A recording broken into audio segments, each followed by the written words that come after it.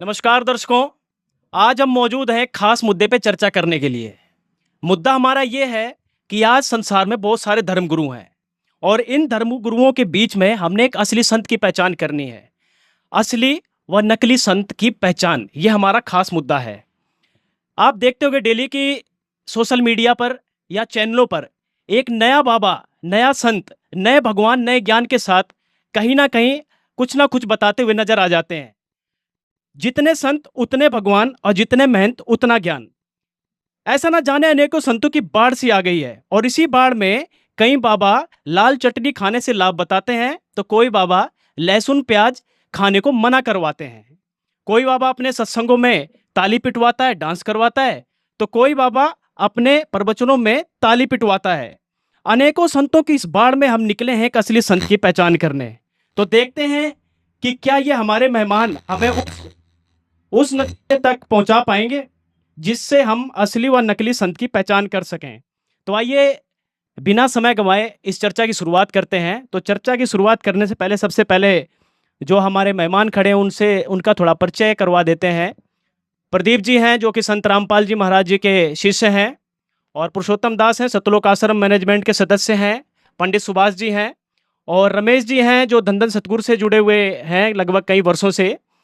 तो ये हमारे खास मेहमान हैं। जनता भी है हमारे साथ और इसमें भी अलग अलग धर्मगुरुओं के शिष्य हैं और इनके कुछ जवाब रहेंगे, कुछ उत्तर भी रहेंगे, आपस में डिस्कस करेंगे जिससे हम ये निर्णय ले सकें कि असली व नकली संत की पहचान क्या है। क्योंकि कबीर जी ने भी कहा है कि संत ना होते संसार में तो जल मरता संसार, यानी कि कहीं ना कहीं एक संत जरूर है इस पूरी पृथ्वी में जिससे इस पृथ्वी का संतुलन बना रहता है। तो आइए चर्चा की शुरुआत करते हैं और जानते हैं कि असली संत वर्तमान में कौन है। सबसे पहला प्रश्न किसका रहेगा? कोई पूछना चाहेगा? जी बताइए, क्या नाम है आपका? अर्षा है मेरा नाम। बताइए क्या क्या प्रश्न है? सर मैं धीरेन्द्र शास्त्री जी को फॉलो करती हूँ। क्यों करते हो आप? सर वो मन की बात बता देते हैं और मेरे लिए तो वो ही एक संत है। और जैसे हम उनके पास जाते हैं वो हमारे जो मन में जो भी बात होती है उसके बारे में बता देते हैं। जिस भी उपलक्ष्य में जाते हैं वो हमारे अंदर की बात बता देते हैं। यानी बस मन की बात पकड़ लेने से आपने उनको पूर्ण संत मान रखा है? सर वो एक कथावाचक भी, अच्छे प्रवाचक भी हैं और अच्छी अच्छी कथाएं भी बताते हैं और अच्छी अच्छी कथाएं बताते हैं। प्रदीप जी, संत जो इन्होंने बताया अर्षा जी ने कि मैं धीरेन्द्र शास्त्री जी को पूरा संत मानती हूं क्योंकि वो मन की बात पकड़ लेते हैं, तो बताइए जरा जवाब दीजिए, क्या वो पूर्ण संत हैं?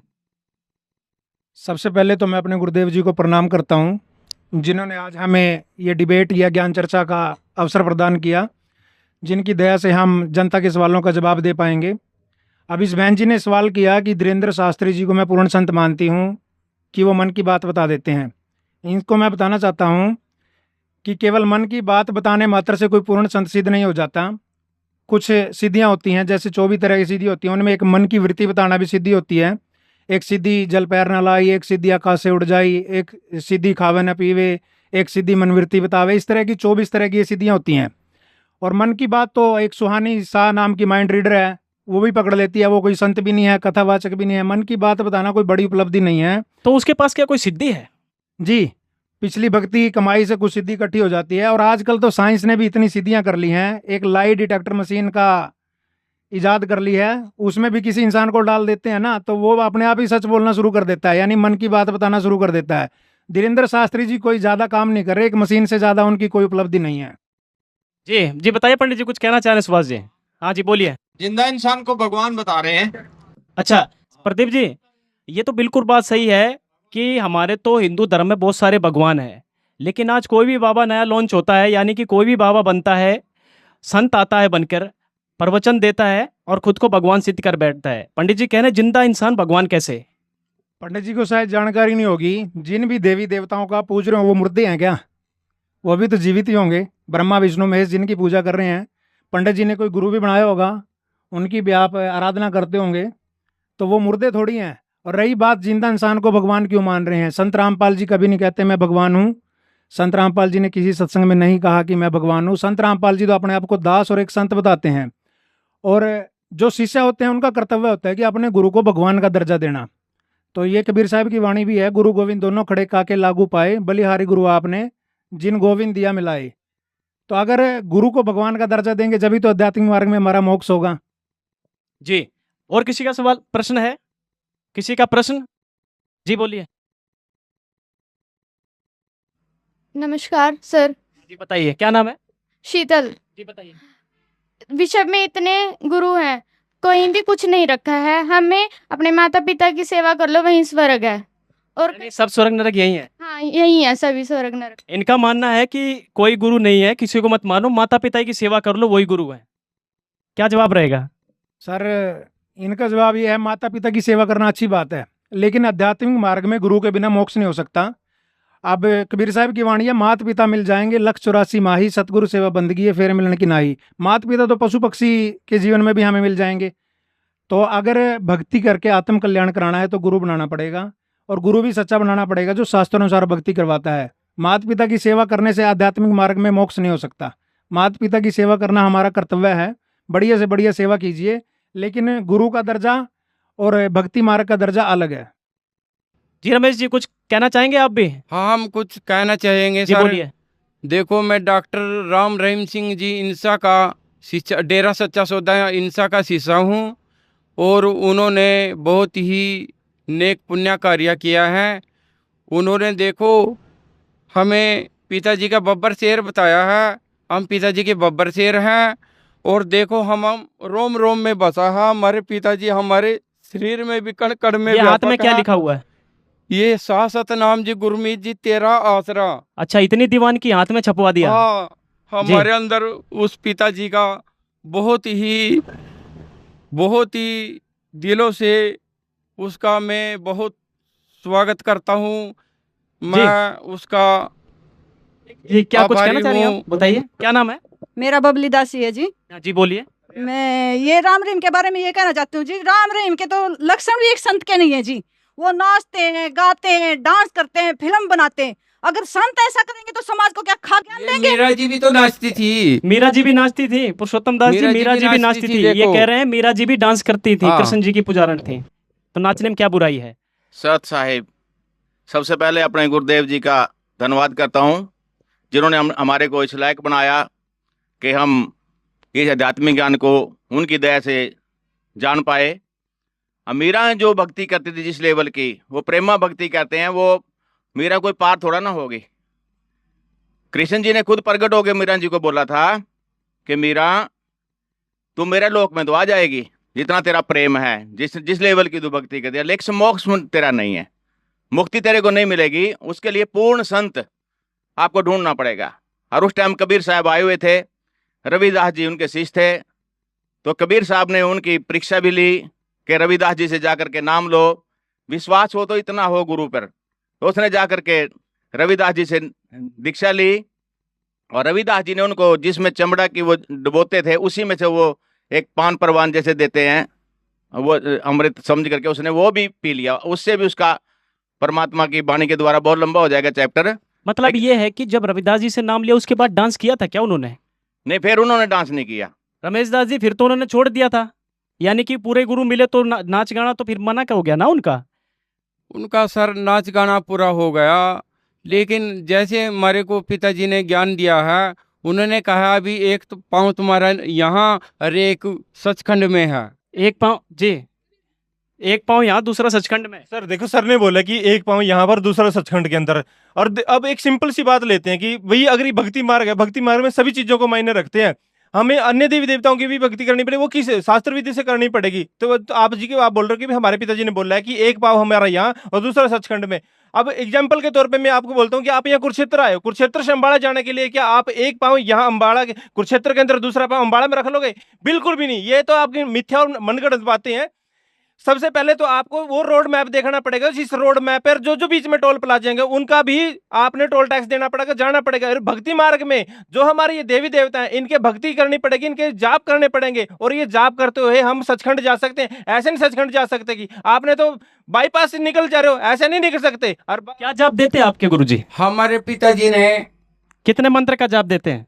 हमारे पिताजी 3 मंत्र का जाप 3 देते हैं। मंत्र का जाप देते हैं। ये कह रहे हैं कि जितने टोल प्लाजा है सारे देने पड़े। संत रामपाल जी महाराज क्या सबका टोल प्लाजा करते हुए ऊपर ले जाते हैं सचखंड में पुरुषोत्तम दास जी? नहीं, भक्ति का मार्ग कोई और है, इनको कह भी नहीं पता भक्ति के बारे। और ये संत हैं जो पहला यही सब समझ में आ जाएगा आपको। ये जो संत हैं इस लेवल के, जो फिल्में बनाना, डांस गाने करने और ऐसी ऐसी बातें करनी जिससे ये भी ना लगे कि ये संत भी है कि नहीं, तो उसमें सारा इसमें आ जाएगा। एक बार कबीर परमात्मा काल भगवान से वार्ता कर रहे हैं कि तू भाई मेरे बच्चों को बहकाता है, नकली संत भेज करके यहाँ नकली भक्ति कराता है, और सब के सब यहीं रह जाते हैं। वो 84 लाख योनियां भुगते हैं, मोक्ष किसी का होता नहीं, सतलोक कोई नहीं जा पाता, जिसको सचखंड भी कहते हैं। तो वहां पर परमात्मा की उसमें चर्चा में ये जो बातें होंगी इससे आपको समझ आ जाएगा। तो वहां पर काल भगवान बोलता है कि जी मैं यहाँ पर, मेरे को श्राप लगा हुआ है, तो मैं यहाँ पर 1 लाख मानो सूक्ष्म शरीर खाता हूं, तो वो कहाँ से मेरी उदर पूर्ति होगी? ये सभी चले जाएंगे। तो अब परमात्मा कहते हैं कि यहाँ पर जो सद्भक्ति करेगा, मेरी भक्ति करेगा, नियम में रह करके, वो ही पार होगा। बाकी तेरे जो भक्ति करते, तेरे जो पाले में है, वो तू उनके साथ जो भी कर, जो मेरे पाले में आ जाएंगे वो पार हो जाएंगे। तो काल भगवान कहता है कि जी मैं अब वचन लेता हूं आपसे कि आप 3 युगों में जीव थोड़े ले जाना, जब कलयुग आए चाहे जितने मर्जी ले जाना। तो वो कहता है ठीक है जी। कबीर परमात्मा ने कहा ठीक है, मैं कलयुग में ले जाऊंगा। परमात्मा को पता था इसकी सारी कहानी का कि ये भक्तिहीन बना देगा सबको, दुराचारी, मांसाहारी, शराब पीना, जितने व्यसन करना, सब उसमें लिप्त हो जाएंगे। तो परमात्मा को यही पता भी दुखी होंगे तब ये मेरी शरण में आएंगे। अब दुख पा रहे हैं तो संत रामपाल जी की शरण में ही वही लोग आ रहे हैं जो बहुत दुख पा रहे हैं। तो काल फिर क्या कहता है जी, मैं अब 12 पंथ चला दूंगा, जो आपकी भक्ति करते दिखेंगे, आपकी बाणी लेंगे और आपसे, जैसे गुरु ग्रंथ साहब है, सिखों का जो सिख भाई हैं उनको उसमें 50% कबीर परमात्मा की बाणी है, और भी अन्य जितने पंथ है, कबीर साहब की बाणी के बिना कोई भी धर्म नहीं है। तो वहां पर वो बोलते हैं, कहता है काल कहता है कि मैं 12 पंथ करूं मैं साजा, नाम तेरा ले करे वाजा, 12 पंथ से नाम जो लई और मेरे मुख में आन समोई। वो 12 पंथों से नाम भी लेंगे, वो दिखेंगे भी गुरु, वो बड़े बड़े संप्रदाय जुड़ जाएंगे, जैसे किसी के 2 करोड़ शिष्य हैं, किसी के 4 करोड़ शिष्य हैं, और कबीर पंथ के भी 20 करोड़ कबीर साहब को मानने वाले हैं इस देश में। सबसे बड़ा संप्रदाय कबीर पंथियों का है, लेकिन ज्ञान उन पे भी पूरा नहीं है। अब ये सुनियोजित समय है, पढ़ा लिखा समाज है, वेद किताब झूठे नहीं भाई, झूठे हैं जो समझे नहीं। अब सब अपना पढ़ेंगे वेदों को, शास्त्रों को, और इस ज्ञान पे लगेंगे। अब उसमें कहता है 12 पंथ करूं मैं साजा, नाम तेरा ले करे आवाजा, 12 पंथ से नाम जो लेयर मेरे मुख में आन सुनमोई, और अनेक पंथ चलाऊं ऐसा भ्रमित ज्ञान फैलाऊं, सबको भ्रमित कर दूंगा मैं। कहता मैं दृढ़ फंदा रची बनाई, जा में जीव रहे उर्जाई। पर कहता है पहले, उससे पहले कहता है प्रथम दूत मम प्रगटे जाही। ये काल कहता है कि मेरे दूत गुरु रूप में पहले प्रकट हो जाएंगे वहां जाकर के। यानी जितने हैं संत रामपाल जी को छोड़ के जो प्रकट हुए हैं आज, ये पूर्ण संत नहीं है? नहीं, पूर्ण संत नहीं, ये मोक्ष नहीं करा सकते। पूछ लो उनको खुद जाकर के। जी रमेश जी, आपकी इतनी दीवानगी हाथ में छपवा लिए तो पूर्ण संत नहीं है? हमारे पिताजी कहते हैं सर कि आप मेरे वचनों को फॉलो करो, जो भी मैं कहूँ भक्ति मैं करूँगा जी आपके बोलिए, लिए। क्या कहना चाहेंगे? सर मैं इस ये जो कह रहे हैं राम रहीम जी, मैं उनसे जुड़ी थी पहले। तो वहां पर क्या होता है कि जो एक आम होता है, एक जो फल फ्रूट है उनकी कीमतें होती है, और एक आम मैंने 1000 रुपए में खरीदा था। सिर्फ जो आम 2 रुपए का मिल जाता है वो मैंने 1000 रुपए में खरीदा था। सर आप कुछ कहना चाहेंगे 1000 रुपए में? मैं कहना चाहती हूँ, मैंने भी वहाँ से 1.5 आलू खरीदा 1600 रुपए का। 1600 का आपने भी कुछ खरीदा था क्या? जी बताइए, वहीं खड़ी रहिए, बताइए। आम खरीदा था 5000 का। 5000, 1600, मिर्ची भी बेच रहे हैं। ये संत कैसे? देखो ये पिताजी का प्यार है। ये पिताजी का प्यार है? सर ये प्यार नहीं है, ये धंधा कह सकते हैं इसको। जो 100 रुपए की या 10 रुपए की चीज है उसको 5-5, 10-10 हजार रुपए में बेचा जा रहा है, ये धंधा है, प्यार नहीं है। प्यार ये होता है कि उसको फ्री ऑफ कॉस्ट दिया जाए, उसको प्यार माना जाता है। ये तो धंधा है, बिजनेस है। एक ये साथ में बहन जी बोल रही है कि 1600 रुपए का लो, 1600 रुपए की तो 3-4 बोरी गिर जाएंगी। कमाल की बात है, ये धंधा है, धंधा के अलावा कुछ नहीं है। ये भक्ति मार्ग नहीं है। भक्ति मार्ग में श्रद्धापूर्वक फ्री ऑफ कॉस्ट दिया जाता है। अगर प्रसाद भी समझ के दिए जा रहे हैं, वे कुछ नहीं है, ये धंधा है, पाखंड है, नीरा पाखंड है। और इसमें संत नाम की कोई गुण ही नहीं है, संत का कोई मार्ग ही नहीं है, कोई ज्ञान ही नहीं है। क्योंकि कई बार जब हम डिबेट वगैरह में देखते हैं, इनके संत सिरसा वाले के शिष्यों की डिबेट सुनते हैं, तो उनके अंदर ज्ञान नाम की कोई चीज नहीं है, भक्ति की कोई मर्यादा नहीं है। ज्ञान नाम की चीज नहीं है, रमेश जी बोल रहे हैं। ये पिताजी का प्रसाद है। प्रसाद तो की फिर कोई 1600 कीमत रुपए नहीं का होती। प्रसाद, इतना महंगा सर, प्रसाद। पिताजी की संत रामपाल जी प्रसाद के की कोई शिष्य खड़े कीमत हैं। नहीं बताइए है। पुरुषोत्तम दास जी, यहाँ पर जो आप लोग भंडारा करते हैं, पूरे विश्व को निमंत्रण करते हैं, कितने रुपए की पर्चियां काटते हैं? कोई पर्ची आज तक यहाँ नहीं कटी, कोई पर्ची नहीं कटती। कभी कोई पर्ची नहीं कटी आज इधर तो तक। 1600 और का यहाँ एक पे आलू मिलता है। देसी घी का भंडारा, और पे हम इस पे टिप्पणी नहीं करेंगे, आप वहां का पूछ लेना वहां पे क्या भंडारा होता है, कैसे भंडारा ठीक दिया है जाता है। सर, और किसी का जवाब, किसी का प्रश्न हो, कोई जवाब देना चाहते जी, बताइए। सर यहाँ पर संत रामपाल जी महाराज की अनुयायी संत रामपाल जी के बारे में इतना कुछ बता रहे हैं, क्या संत रामपाल जी महाराज पूर्ण मोक्ष करा सकते हैं? विश्व में इतने संत हैं, क्या वो पूर्ण मोक्ष नहीं करा सकते? बहुत अच्छा प्रश्न है प्रदीप जी। बहुत सारे धर्म गुरु हैं, क्या इन्होंने ही पूर्ण मोक्ष कराने का एक गुरु हैं कि भाई हम ही पूर्ण मोक्ष कराएंगे, बाकी नहीं कराएंगे? सर ऐसा है, पूर्ण मोक्ष कराने के लिए हमें भक्ति करने की जरूरत होती है। आज के समय में ज़्यादातर संत भक्ति नहीं करवा रहे।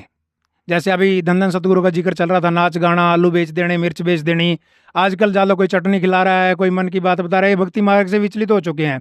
और दूसरा मैं इसका बताना चाहता हूँ कि संत रामपाल जी गारंटी देते हैं पूर्ण मोक्ष कराने की, वो शास्त्रों के अनुसार भक्ति करा रहे हैं इसलिए देते हैं। गीता जी के 16वें अध्याय के 23वें और 24वें श्लोक में लिखा हुआ है, जो पुरुष शास्त्र विधि को छोड़कर मन आचरण करता है, न उसको सुख होता है, न उसको कोई सिद्धि होती है, न उसकी गति होती है। अब इनसे पूछ लो, आप शास्त्रों के अनुसार कौन सा भक्ति कर रहे हैं, कौन सा संत करा रहा है? पंडित जी, शास्त्र के अनुसार भक्ति करा रहे हैं, शास्त्र संस्कृत में है। शास्त्र के बारे में ये क्या जाने? अच्छा, शास्त्र के बारे में तो हम जानते हैं, हम पंडित हैं, हम संस्कृत बोलना जानते हैं। कर्पूरकौरम कर्णावतारम संसार सारं भुजगेंद्रारम सदा वसंतम हृदयार वंदे भवम भवानी च चैतन्यम, ऐसे संस्कृत बोलते हैं धारा पूर्वा। यानी आप कहना क्या चाहते हैं संस्कृत के विषय में? देखिए, कैमरामैन से कहूंगा एक वीडियो दिखाएं। इसमें भी एक आशुतोषानंद जी हैं जो बहुत बड़े अपने आप को विद्वान मानते हैं और पंडित जी भी हैं, जो कहते हैं संत रामपाल जी को संस्कृत नहीं आती है। है कि उत्तम पुरुष जो है कोई श्री कृष्ण से, भगवान से भी अलग है, उनका ये कहना है। नाम जान गए आप कौन है? तो सबकी निंदा ही करता रहता हूँ, निंदा के अलावा कुछ सोचा ही नहीं बंदे ने। आओ हम आपको बताते हैं। उनका प्रश्न ये है कि उत्तमा पुरुषस्तन्य भगवान कह रहे हैं, ये कह रहे हैं कि संत रामपाल जी निंदा करते रहते हैं, पुरुषोत्तम दास जी निंदा करते रहते हैं, संस्कृत नहीं आती संत रामपाल जी को। निंदा और निठार में अंतर होता है भगत जी। जी, एक ये कह रहे हैं कि संस्कृत नहीं आती। संस्कृत का विद्वान हो रहा है, संस्कृत से पढ़ लेना किसी चीज को, उससे वो विद्वान नहीं बन जाएगा। वो संस्कृत को पढ़ लेता है, उस संस्कृत का विद्वान हो गया। अब तो पूरा जितना भी लिटरेचर है, हमारे गुरु जी ने तो हर भाषा में उसको छाप दिया। भाषा का मतलब क्या होता है? एक बात, मेरी बात आपके समझ में आ जाए, ठीक है, एक दूसरे की बात दूसरे के समझ में आ जाए, भाषा का इतना ही काम होता है। जो भाषा है पंडित जी, संस्कृत आप कह रहे नहीं आती है संत रामपाल जी को, और भी बहुत सारे धर्मगुरु हैं जो कहते हैं संत रामपाल जी को संस्कृत नहीं आती है। ये आप कैसे कह सकते हैं, जबकि उन्होंने तो अनुवाद कर रखा है पवित्र गीता जी का? पवित्र गीता जी का अनुवाद तो हमने किया है। अच्छा, हम संस्कृत जानते थे, हम हमारे पुरुष जो है संस्कृत वही जानते थे। हमने किया अनुवाद तो गीता जी का। जी, इन्होंने किया अनुवाद और उन्होंने किसी ने। उन्होंने कोई सर, क्या तो पंडित जी का मैं क्वेश्चन का आंसर देना चाहता हूँ कि पंडित जी कह रहे हैं कि संस्कृत को हम जानते हैं। संस्कृत जानने मात्र से विद्वान नहीं हो जाता है। संस्कृत एक भाषा है, वो अपने शब्दों को एक दूसरे तक पहचाना है। और रही बात ये कह रहे हैं कि भाई हमारे पूर्वज ना संस्कृत को पढ़ते आ रहे हैं और समझाते आ रहे हैं। प्रथम बात तो मैं ये कहता हूँ, आज तक किसी भी धर्मगुरु ने आज तक गीता को या पवित्र वेदों को, किसी भी शास्त्र को खोल के नहीं दिखाया। ओनली आज की डेट में संत रामपाल जी महाराज हैं जो पवित्र गीता जी को, पवित्र सभी धर्मों को खोल के दिखा रहे हैं कि भाई इनके अंदर लिखा क्या है और भक्ति किसकी करनी चाहिए, वो परमात्मा है कौन और उसकी पाने की विधि क्या है। आज तक जिस भी ब्राह्मण समाज ने, जो पंडित हैं, उन्होंने क्या किया था, ओनली गीता जी को हमारे जो जोत बत्ती लगाते हैं वहां पे लाल कपड़ा के अंदर लपेट के वहां पे उसकी धूप बत्ती करने के लिए बोला है। ओनली संत रामपाल जी महाराज ने कहा है उस पवित्र ग्रंथ को उठाइए और उसको खोल के देखो, क्योंकि आज पूरा समाज पढ़े लिखा है। उसको खोल के उसके अंदर जब देखा, आज हमारी आंखें खुल चुकी हैं। वो परमात्मा की भक्ति बताई गई है और वो परमात्मा है कौन, वो कबीर है और वो प्रमाणित भी कर दिया। देखो जी, पता है। ठीक है। हाँ सर, प्रदीप जी कुछ कहना चाह रहे हैं? सर मैं इसके बारे में बताना चाहता हूँ कुछ। 2 मिनट जी, प्रदीप जी से जवाब लें। हाँ बताइए। बताना चाहता हूँ, पंडित जी को बताना चाहता हूँ भाई, ये संस्कृत का ठेका उठा रहे हैं आज तक। इन्होंने कहा संस्कृत सिर्फ हमें ही आती है, इनका बस चले तो ये किसी को हिंदी भी ना पढ़ने दे आने वाले टाइम में। ये तो परमात्मा की दया हुई कि सभी शास्त्रों का अनुवाद हो गया, डिक्शनरी आ चुकी है, संत रामपाल जी ने सबका अनुवाद कर दिया है। अब इनसे एक सवाल का जवाब पूछिए आप। गीता जी के 18वें अध्याय का 66वां श्लोक है, सर्वधर्मान प्रत्यज माम एकम शरणम व्रज अहम तवा मोक्षयामि पाप है मास ऊंचा। ऐसा कुछ लोग हैं, इनसे पूछना व्रज का क्या अर्थ होता है, बता क्या अर्थ देंगे होता तो है ये। सुभाष जी, बताइए। आना वर्ज होता है जी, क्या आना होता है। आना होता है? हाँ बिल्कुल आना होता है। आप बताइए अरे क्या अर्थ पंडित है? जी क्यों जिंदगी खो दी आपने, संस्कृत का अर्थ भी नहीं आपको तो पता, आना होता है। आपके पूर्वजों ने भी नहीं सीखा, आपने भी नहीं सीखा। ज्यादातर गीता अनुवादकों ने संत रामपाल जी को छोड़कर एक आध और है, उसने भी पूरा नहीं किया, उसने सिर्फ वर्ज का अर्थ आप तो लिख बता दिया। दीजिए क्या होता है, पूरा अर्थ वर्ज का बताइए। अर्थ जाना होता है जी, संत रामपाल जी ने हमें बताया, आज से पहले कोई बता ही नहीं पाया। संत रामपाल जी से पहले कोई नहीं बता पाया। एक आध गीता अनुवादक ने सिर्फ लिखा हुआ है व्रज का अर्थ जाना होता है, लेकिन जब उसने अनुवाद किया शब्दार्थ में तो जाना लिख दिया, अनुवाद में उसने भी आना लिख दिया। तत्व ज्ञान के बिना कोई शास्त्र ना बताइए। समझ सकता ना खोल सुभाष जी, सकता। उल्टा अर्थ निकाल रहे हैं आप, ऐसे ही बोलते रहते ऐसे ही बोलते रहते हैं। पंडित जी अब वो समय चला गया, आपके बहकावे में आ जाएगी जनता, अब वो टाइम चला गया। अब तो आप गूगल पे सर्च मार लो, हर चीज का अर्थ मिल जाएगा आपको, हर शास्त्र गूगल पे है। संस्कृत में होते तो इन्होंने किस तक आने नहीं दिया आज तक इन्होंने शास्त्र पढ़ने नहीं दिया। आज तो कोई भी कुछ भी पढ़ सकता है। हाँ ठीक है, आगे पूछ लेते हैं किसी का प्रश्न। जी क्या, बताइए बताइए। हाँ जी श्रीमान जी, मैं राधा स्वामी सत्संग से जुड़ा हूँ 4-5 साल से। क्या नाम है? मैं राम कुमार नाम है मेरा, राम कुमार जी बोलिए। और मैं राधा स्वामी से नाम ले रखा, 5 नाम का मंत्र देते हैं हम, और 2.5 घंटे बैठकर जो है ना सुमन करते हैं और भक्ति करनी है तो मतलब राधा स्वामी सत्संग से सीखो। ये क्या, ये कोई अपने पंडित कोई कुछ बता रहा, कोई कुछ बता रहा, ऐसे थोड़े होती है। अच्छा जवाब सुन लेते हैं। जवाब, राधा स्वामी पंच ले रखी है, आप उनसे जुड़े हुए हैं, तो आपने उनकी बहुत सी पुस्तकें भी पढ़ी होंगी, पढ़ी है या नहीं? पढ़ी। उनकी पुस्तक आपने पढ़ी होगी, तो एक जीवन चरित्र स्वामी जी महाराज जी के नाम से उनकी पुस्तक है। उसके पेज नंबर 80 पे आप अगर देखोगे तो वहां लिखा है कि जो शिवदयाल जी थे, जो धार्मिक इनके गुरु थे आपके, उनकी मृत्यु के बाद वो अपनी ही शिष्या बुक्की में आकर बोल रहे हैं, भूत की तरह वो प्रवेश करके बोल रहे हैं, अपने अन्य अनुयायियों का शंकाओं का समाधान कर रहे हैं। तो इसका मतलब उनका तो मोक्ष हुआ नहीं। उन्होंने जो भक्ति की 5 नाम का जो जाप किया उससे तो उनका मोक्ष हुआ नहीं, वो तो भूत बन के उसमें बैठे हुए हैं। दूसरी बात मैं ये कहना चाहूंगी कि वो तुलसीदास जी की संगति में भी रह चुके हैं, तो उन्होंने अपनी वाणी में लिखा है, जो हाथरस वाले संत तुलसीदास कौन से? जी हाथरस वाले संत तुलसीदास जी हैं, उन्होंने अपनी वाणी में लिखा है कि 5 नाम काल के जानो तब दानी में शंका आनो। यानी जो नाम ये 5 नाम का जाप करते हैं वो तो काल के जाप है, तो इनसे आपका मोक्ष कैसे हो सकता है? उनका नहीं हुआ तो आप उनके अनुयायियों का कैसे हो सकता है? इसका जवाब चाहिए मुझे। अगर जो मोक्ष करने लगे इस तरह सब जीवों का मोक्ष हो गया, सब यहाँ से चले गए, तो यहाँ पे कौन रहेगा? पुरुषोत्तम दास जी कौन रहेगा यहाँ जब चले गए? साहब जी जी बोलिए। अब राधा स्वामी की तो बहुत लंबी कहानी है, हमारे गुरुदेव जी ने बहुत लंबा बता रखा है। मैं थोड़ा सब बताता हूँ आपको कि इनकी थ्योरी कुछ और है, लिखा कुछ और है। गुरु गोविंद दोनों खड़े काके लागू पाए, बलिहारी गुरु आपना जे गोविंद दिया मिलाए। मैंने एक बहुत बड़े राधा स्वामी से पूछा कि भाई आपके गुरु जी ने कौन परमात्मा बताया? जैसे हमारे गुरु जी ने बता दिया कि कबीर परमात्मा है, ठीक है ठीक है ठीक है, और आपके गुरु जी ने कौन बताया? तो उसका मुंह सफेद पड़ गया। बाद में उसने बोला साडा भी कबीर साहब ही है, पंजाबी था वो। अच्छा जी। मतलब कोई जवाब नहीं किसी के पास। ये वहां ये भी नहीं मानते कि वहां कुछ साकार रूप में कुछ है भी है। जहां जाना है हमने सतलोक में, वो सचखंड बोलते हैं, उनको ये भी नहीं पता। वो उनकी थ्योरी है कि जैसे बूंद समुद्र में समा जाती है, जैसे प्रकाश में हम प्रकाश में मिल जाएंगे जाकर के, बस अस्तित्व खत्म। समुद्र में बूंद मिल गई, उसका अस्तित्व खत्म। परमात्मा ने हमारे को साकार रूप में बनाया, अपने शरीर से निकाला। तो वहां पर इंदुमती की कथा इन्होंने अपनी पुस्तक में ले रखी है। अब इंदुमती रानी कहती है तो बहुत लंबी कहानी है। वो कहती है कि जब मैं सतलोक में गई, सचखंड में गई, तो वहां कबीर परमात्मा सिंहासन पर बैठे थे, और मैंने उनको कहा कि हे गुरुजी, आप मेरे को बता देते कि मैं ही परमात्मा हूं, तो मेरे को इतना परेशान होने की, इतनी भक्ति करने की जरूरत भी नहीं थी। इन्हीं की किताब में लिखा है? हाँ, प्रमाण है? प्रमाण है। अच्छा। तो वो परमात्मा बोले कि इंदुमती, मैं आपको तेरे को बता देता ना कि मैं ही परमात्मा हूं, तो विश्वास ना करती। तो परमात्मा अपनी वाणी में बोलते हैं, तुम साहिब तुम संत हो, तुम सतगुरु तुम हंस, गरीबदास तुम रूप ना और नहीं दूजा अंश। वो परमात्मा चारों रोल यहाँ पर के करते हैं। तो ये जो संत हैं, झूठे गुरु अमर गए हो गए भूत मसान, सतगुरु पुरुष कबीर हैं चारों युग परवान। परमात्मा ने तो यहाँ तक बोला है, झूठे गुरु का लित्र मारो, घर से काट घसीटो, उसको पीटे पाम लगे उसको निश्चय पीटो। पीटो मतलब ज्ञान से पीटो उसको, ज्ञान से भी। गुरु जी आप हमारे को कहाँ लेके जाओगे? अच्छा जी। हाँ, ज्ञान से पीटो। क्या वो गुरु जी पे जवाब नहीं आता? हमारे 4 गुरु बदले हैं। 2.5 घंटे सुबह बैठना, 2.5 घंटे शाम को बैठना, ये कहाँ तक सही है कि बैठना चाहिए क्या? ये तो जी आप ये बैठ ही नहीं सकता कोई। किसान बैठ नहीं सकता, मजदूर बैठ नहीं सकता, दुकानदार तो बेचारा पहले बैठे बैठे थक गया, वहां पे पूरा दिन बैठा है। सर भक्ति तो बैठ के ही होती है ना, बैठ के एकांत स्थान पे बैठिए, मन अच्छी तरह लगेगा। फिर संत रामपाल जी मतलब कैसे? हमारे गुरु कहते हैं नाम खाते नाम पीते, नाम से तिलागवे, नाम खाते नाम पीते नाम सोते जागवे। जी आगे। मतलब गुरुजी हमारे गुरुजी बताते हैं कि नाम जाप करना है। शास्त्रों में भी प्रमाण है कि आप चलते फिरते उठते बैठते जब मर्जी नाम का जाप कर सकते हो। और श्वासों से सिमरण करना होता है, बैठने से कोई सिमरण नहीं करना होता। आपसे सारा दिन बैठ रहे हो, 2.5 घंटे की छोटे से 2.5 साल बैठे रहे हो, कुछ हासिल थोड़ी होगा उससे। यानी नाम का जाप चलते फिरते काम करते करते भी कर जी, सकते हो। श्वासों से सिमरण है। आप 2 मिनट के लिए भी अगर आप किसी से बात नहीं कर रहे तो उसमें भी आप मंत्र जाप कर सकते हो। जी अगला कोई प्रश्न? जी बोलिए। सर जी देखिए, मैं क्या नाम है? मेरा नाम सीमा है। मैं अभी 17 साल से धंधन सतगुरु से जुड़ी हुई हूँ। तो हमारे गुरु जी मतलब 3 मंत्र का जाप बताते हैं वो, और देवी देवताओं के तो मंत्र वो देते ही नहीं, और हमारे गुरु जी 10वें द्वार पे पहुंचा देते हैं हमको।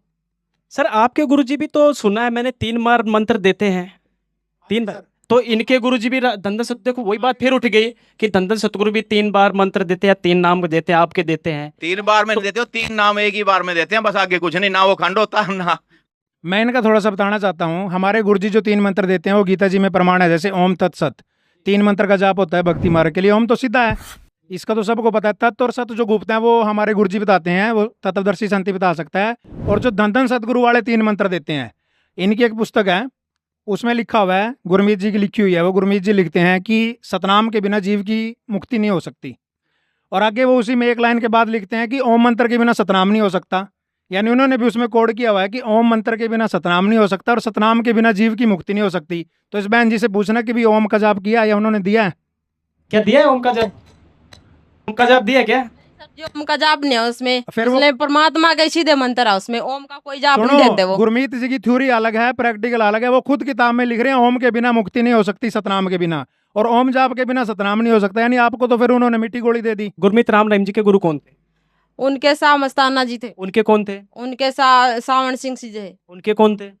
उनके आगे हमको पता नहीं है। किसी को पता है उनके आगे कौन थे? जी बताइए, आप ही बता दीजिए पुरुषोत्तम दास। सर आप कैसे कहते हो कि हमारा नाम खंड नहीं होता? खंड तो हमारा भी नाम होता है। अरे आपका नाम ही नहीं खंड क्या होगा? नाम ही नहीं है, वो मंत्री नहीं आप कर रहे हो। हमारे पिताजी कहते हैं भी कान पकड़ के धन सतगुरु बोलो, माफी मिल जाएगी। ऐसे माफी नहीं। सुनो, 500 का नोट मान लो सरकार ने बना दिया और आप चिल्ड्रन बैंक वाला नोट जेब में पा रहे हो, कह रहे हो मेरा नोट असली, ऐसे कैसे हो जाएगा? जब ओम मंत्र के बिना मुक्ति नहीं हो सकती, सतनाम के बिना, आपका तो पहले ही खंड है, वो नाम ही नहीं आपके पास। तो भगत जी हमसे कान पकड़वाए के धन सतगुरु करवाते हैं। कान छोड़ो, आप तो जब पूरा शरीर पकड़ लो, कुछ लाभ नहीं मिलना आपको। वो जो प्रश्न था, गुरु प्रणाली जो बात चल रही थी कि सावण सिंह के बाद वो अटक गई, कि सावण सिंह के बाद मुझे नहीं पता, आप कुछ कहना चाह रहे हैं पुरुषोत्तम दास जी? ये राधा स्वामी पंथ जो है, इनके जो चलाने वाले हैं, उनका नाम शिवदयाल जी महाराज था जी। और वो हठ योग करते थे जी। अपने आप, उन्होंने अपनी थ्योरी से ही ये पंथ चलाया।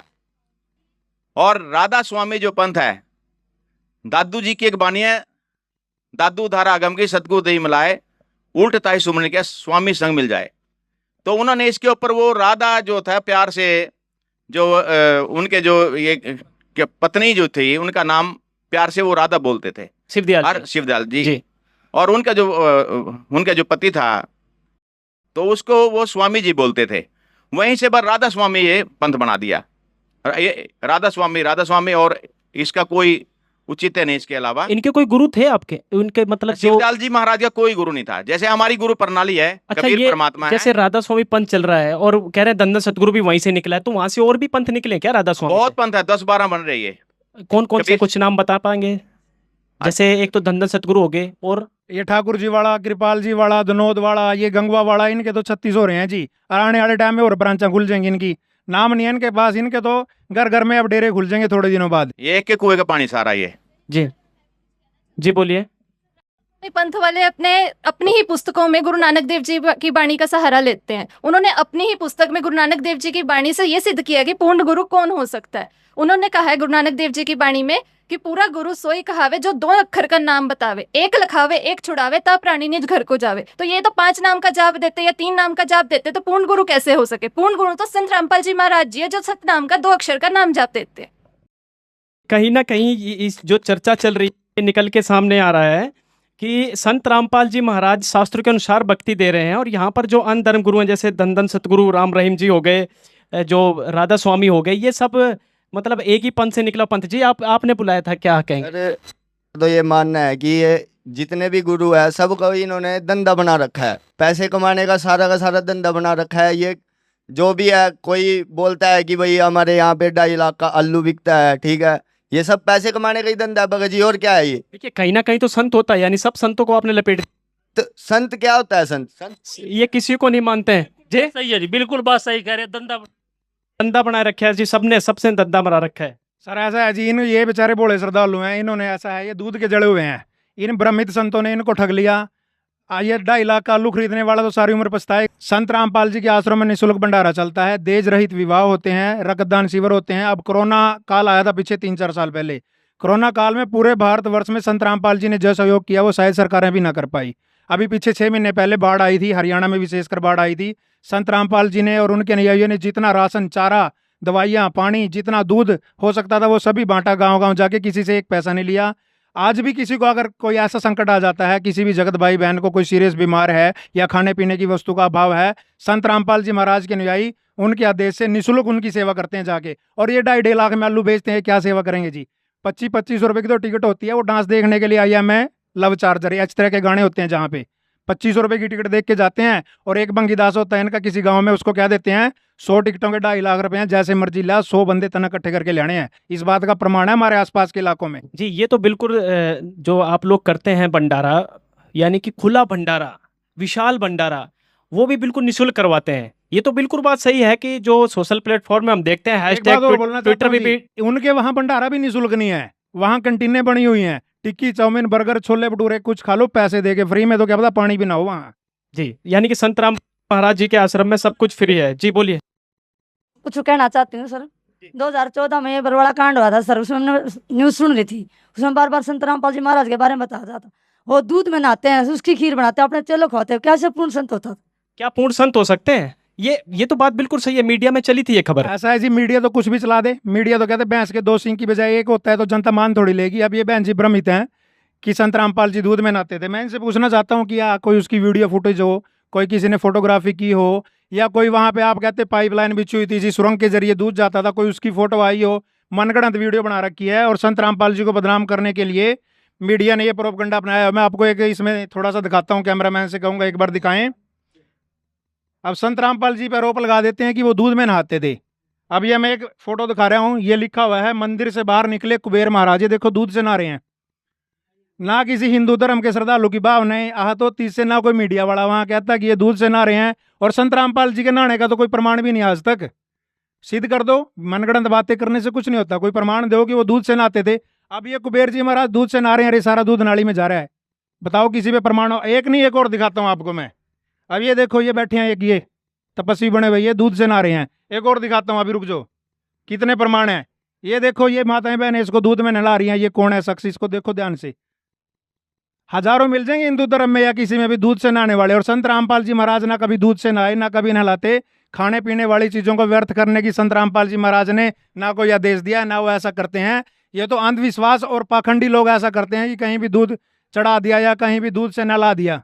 अच्छा ठीक है, 2 मिनट। हाँ जी बताइए सर। ये ना मीडिया का प्रोपगंडा है, ये आप मीडिया की जीता जागता प्रमाण देता हूँ। ये किसान आंदोलन था 2 साल पहले, किसानों को खालिस्तानी बता दिया था। ये मीडिया का ना आप लोगों की नहीं, ये गिरी हुई हरकतें हैं कि जो पहले उन किसानों को खालिस्तानी बता दिया, जब वो बाढ़ आती है या कहीं आपदाएं आती हैं, वो किसान फिर वो अंधाता हो जाता है। ये मिथ्या कारण है और इन लोगों को शर्म आनी चाहिए। जनता को एक चौथा पिलर होता है न्यूज मीडिया, और ये मीडिया अपने स्तर से गिर चुके हैं। शर्म आनी चाहिए इनको भी, क्या बता रहे हैं, कम से कम जनता को सच्चाई तो दिखाएं। जनता जागरूक है, आज की डेट में सोशल मीडिया का प्लेटफॉर्म है, इसके ऊपर जाके खुद बंदा चेक कर सकता है। और जो मीडिया चैनल है इनको तो सतर बिल्कुल गिर चुके हैं। शर्म आनी चाहिए। आप लोगों से भी हाथ जोड़ के रिक्वेस्ट करते हैं, जो सच्चाई होती है वही दिखाएं जनता। हम तो सच्चाई दिखा रहे हैं यहाँ पे, पूर्ण संत की पहचान करवा रहे। जी बताइए। और ये मीडिया वालों ने फिर माफी भी मांगी जी, हमारे पास के प्रूफ है। जो आरोप सतगुरु के ऊपर लगाए थे सब ने माफी मांगी। एक भ्रम फैलाया है, जो कहीं किसी ने नाम ले लिया कि वो कहते हैं गुरु नहीं बदलना, गुरु तो ऐसा जैसे पति बदल लिया। नहीं, ये जीवन का सौदा है, हमने मोक्ष प्राप्त करना है, दोबारा मानव जन्म नहीं मिलेगा। मानव जन्म दुर्लभ है, मिले ना बारंबार, तरवर से पता टूट गए बहुन लगता डार। मैंने खुद 4 गुरु बदले हैं, 4 जी। जब तक गुरु बदलो 10 पाचा, तब तक गुरु मिले ना साचा। अब ये काल की जो जितना भी काल बलि की जेल है, ये 3 लोग पिंजरा भय, पुण्य पाप 2 जाल, सभी जीव भोजन भय, खाने वाला काल। एक पापी एक पुण्य आया, एक है सुम दलेल वे, बिना भजन कोई काम नहीं आया, सब है यम की जेल वे। हम काल बलि की जेल में हैं, यहाँ से ये काल नहीं चाहता कोई भी यहाँ से निकल जाए। इस काल भगवान को 1 लाख रोज मानो सूक्ष्म शरीर खाने पड़ते हैं। माया आदि निरंजन भाई अपने जामे आपे खाई। अगर ये 1 लाख इसको नहीं मिलेंगे तो इसकी उधर पूर्ति नहीं होती, तभी ये पैदा भी करवाता है। रजगुण ब्रह्मा, सतगुण विष्णु, तमगुण शिव जी। राम कृष्ण अवतार हैं, इनका नहीं संसार। जिन साहिब संसार किया उन्होंने जन्म नार। 3 देव को सबको ध्यावे, चौथे देव को मर्म न पावे, चौथा छोड़ पंचम को ध्यावे, कहें कबीर सो हमरे घर आवे। कबीर पूर्ण परमात्मा है, इसके लिए समय लगेगा, पूरा सिद्ध कर देंगे कबीर परमात्मा है। 4 वेद, 6 शास्त्र, 18 पुराण, बाइबल, कुरान, गुरु ग्रंथ साहिब, सब में हम सिद्ध कर देंगे कि सब संतों ने जिनको परमात्मा मिले हैं वो उन्होंने लिखा है कि कबीर ही पूर्ण परमात्मा है। अभी यहाँ पे काल की सेना है सारी। 14 करोड़ यम के दूत है यहाँ पर। जितने भूत बन जाते हैं, कोई पार होता नहीं, भूत प्रेत बन जाते हैं, वो भी काल की ही सेना है। अब ये इनको ये मतलब एक भ्रम है कि गुरु बदलना नहीं चाहिए। गुरु बदलना चाहिए, कोई दिक्कत नहीं उसमें। जैसे एक डॉक्टर चाहे खास अपना रिश्तेदार भी हो, जब नहीं इलाज हो रहा तो दूसरे पे चले जाते हैं उसी टाइम इलाज कराने। हमारे को जन्म मरण का रोग है, ठीक है। मोक्ष किसको, किसी को धरती वही नहीं पता मोक्ष क्या होता है, किसको मुक्ति बोलते हैं। जी बोलिए जी, क्या कहना चाहेंगे? जय श्री राम, जय बालाजी। सर मेरा नाम मुकेश है, मैं कुरुक्षेत्र से हूँ और मैं बहुत देर से देख रहा हूँ ये गुरु गुरु गुरु लगा रखी है यहाँ पे। सर हम बालाजी के मानने वाले हैं और बालाजी ने हमारे ठाठ करके हैं। और कहा भी गया है कि पृथ्वी पे 4 सुख है। पहला सुख निरोगी काया, दूसरा सुख जेब में माया, तीसरा सुख सुलक्षणी, चौथा सुख बच्चे हो आज्ञाकारी। मेरे बालाजी ने मेरे सारे 4 सुख दे रखे हैं, तो मेरे को गुरु बनाने की क्या जरूरत है? पूछिए इनसे। सारे सुख तो इनके बालाजी जी दे रहे हैं, जवाब दीजिए। सर ऐसा है, भाई साहब का सवाल है कि मेरे को सारे सुख बालाजी ने दे दिए, गुरु बनाने की क्या आवश्यकता है? आप कह रहे हैं मेरे बच्चे आज्ञाकारी हैं। पहला तो इनसे मैं ये कहना चाहता हूँ, आपके बच्चों को भी आप स्कूल में ना भेजा करो, गुरु बनाने की जरूरत ही नहीं है। क्या करेंगे? पढ़ाई करेंगे, बिना टीचर के तो पढ़ लेंगे घर पे बैठ के ही। जब एक पढ़ाई मार्ग में भी गुरु की, अध्यापक की जरूरत पड़ती है, तो भक्ति मार्ग में भी जरूरत पड़ती है। और ये कह रहे हैं कि बालाजी ने मेरे ठाठ कर दिए, जय श्री राम, जय बजरंगबली। जो बालाजी को नहीं मानते ना, उनके भी ठाठ हो रहे हैं। जो किसी को भी नहीं मानते, जो नास्तिक है ना, उनके भी ठाठ हो रहे हैं। दूसरी बात यह है, अब ये जय श्री राम का नारा लगाते हैं, ठीक है। राम 3 देवताओं में आते हैं, ब्रह्मा विष्णु महेश। विष्णु जी के अवतार हैं रामचंद्र जी। अब एक वाणी है कबीर साहिब जी की, एक राम दशरथ का बेटा, एक राम गट गट में बैठा, एक राम का सकल बसारा, एक राम इन सबसे न्यारा। जो दशरथ के पुत्र श्री रामचंद्र जी हैं, उनसे आगे तो इनको पता ही नहीं। और रही बात गुरु ना बनाने की, आध्यात्मिक मार्ग में गुरु के बिना मोक्ष नहीं हो सकता। गुरु बनाना सबसे पहली सीढ़ी है। कबीर साहब ने भी कहा है, गुरु के बिना आत्म कल्याण नहीं हो सकता। इसलिए, और विदेशों में कोई ना बालाजी को मानता, ना किसी अन्य देवी देवता को मानता, उनके भी ठाठ हो रहे हैं। ठाठ होना कोई उपलब्धि नहीं है, ठाठ तो किसी के भी हो जाते हैं। नाचने गाने वालों के ठाठ हो रहे हैं, जो कुछ भी नहीं करते। गुरु क्यों बनाए? आत्म कल्याण के लिए, मोक्ष मार्ग के लिए गुरु बनाना जरूरी है। गीता जी में भी लिखा हुआ है कि इस ज्ञान को समझने के लिए तत्वदर्शी संतों के पास जाओ। जी बताइए। वो श्री राम का हनुमान जी का नारा बोला है ना। जी जी। तो परमात्मा कहते हैं, राम राम सब जगत बखाने और आदि राम को बिरला जाने। 30 करोड़ रामा अवतारी, असीता संग रहती नारी। परमात्मा कबीर साहब 4 युगों में आते हैं। सतयुग में सतयुग का तेरा, द्वापर नाम मुनिंदर मेरा। मुनिंदर जी हनुमान जी को समझा रहे हैं, कहे मुनिंदर सुनो हनुमाना, क्यों रंगा जूठे रंग में। कह रहा 30 करोड़ राम जा लिए जैसे से जीत जीत के जग ने, मोक्ष नहीं हुआ। मोक्ष का मार्ग कोई और है।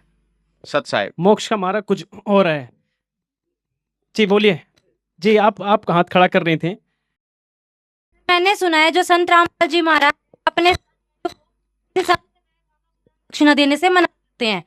और एक बार मैं अपनी सहेली के साथ ट्रेन में जा रही थी, उसने कोई संत व बाबा मांगने वाला आ गया। मैंने तो उसे 10 रुपए निकाल के दे दिए, लेकिन उसने 10 रुपए देने से मना कर दिया।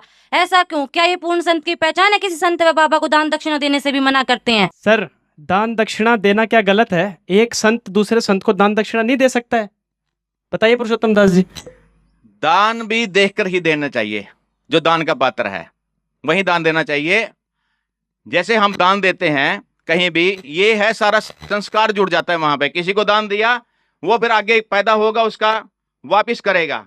अगर किसी के साथ जुल्म किया जिसने, वो फिर बाद में उसका दामाद बनेगा, लड़की भी ले आएगा, उसको फिर दुखी करेगा। ये ऐसे संस्कार बनते हैं। हम दान ऐसे ना दें जैसे कोई दान ले रहा है, हो सकता है वो शाम को दारू पीता हो। ये सारे घर भारी होते हैं, झोपड़ी में कहीं भी रहते हैं, सारा दिन मांगते हैं और शाम को ये दारू पी लेते हैं।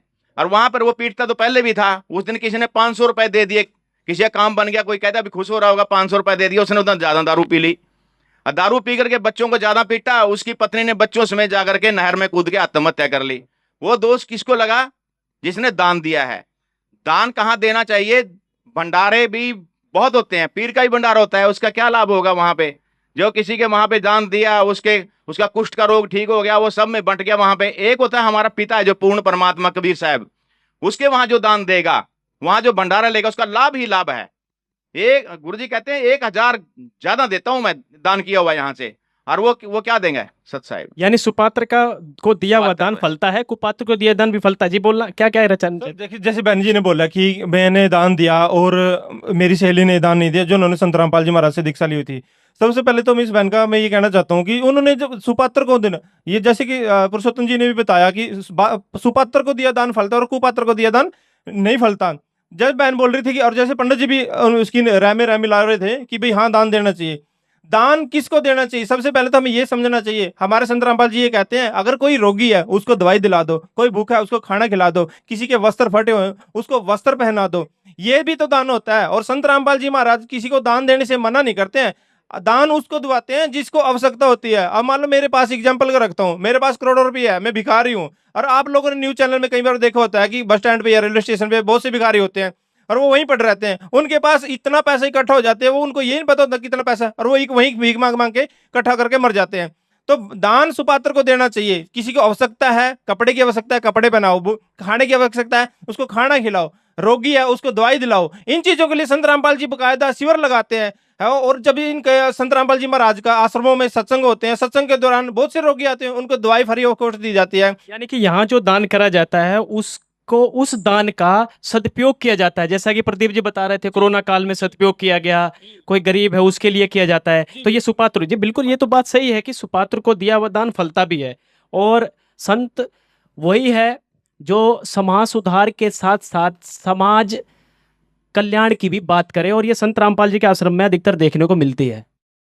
जी सुभाष जी, प्रश्न था आपका, कुछ कहना चाह रहे हैं, बताइए। हाँ, मेरा प्रश्न है, मैं जी पूछना चाहता हूँ जी कि संत रामपाल जी महाराज कबीरपंथी हैं जी, अपने आपको कबीरपंथी कहते हैं जी जी, और मूर्ति पूजा का, कबीर साहब तो मूर्ति पूजा का खंडन करते हैं जी, लेकिन ये मूर्ति क्यों लगाते हैं फिर अपनी?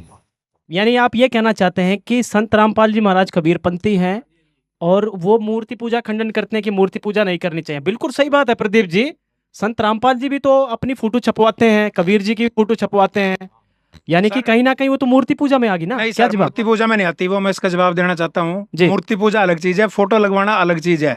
एक फोटो के ऊपर आश्रित होकर बैठ जाना, किसी मूर्ति के ऊपर आश्रित होकर कि मूर्ति ही मुझे लाभ देगी, वो चीज गलत है। मूर्ति तो एक यादगार के लिए होती है, ताकि हमें जिसे प्राप्त करना है उसका हमें पता होना चाहिए। आस्था के लिए होती है। क्या हम अपनी फोटो नहीं करवाते?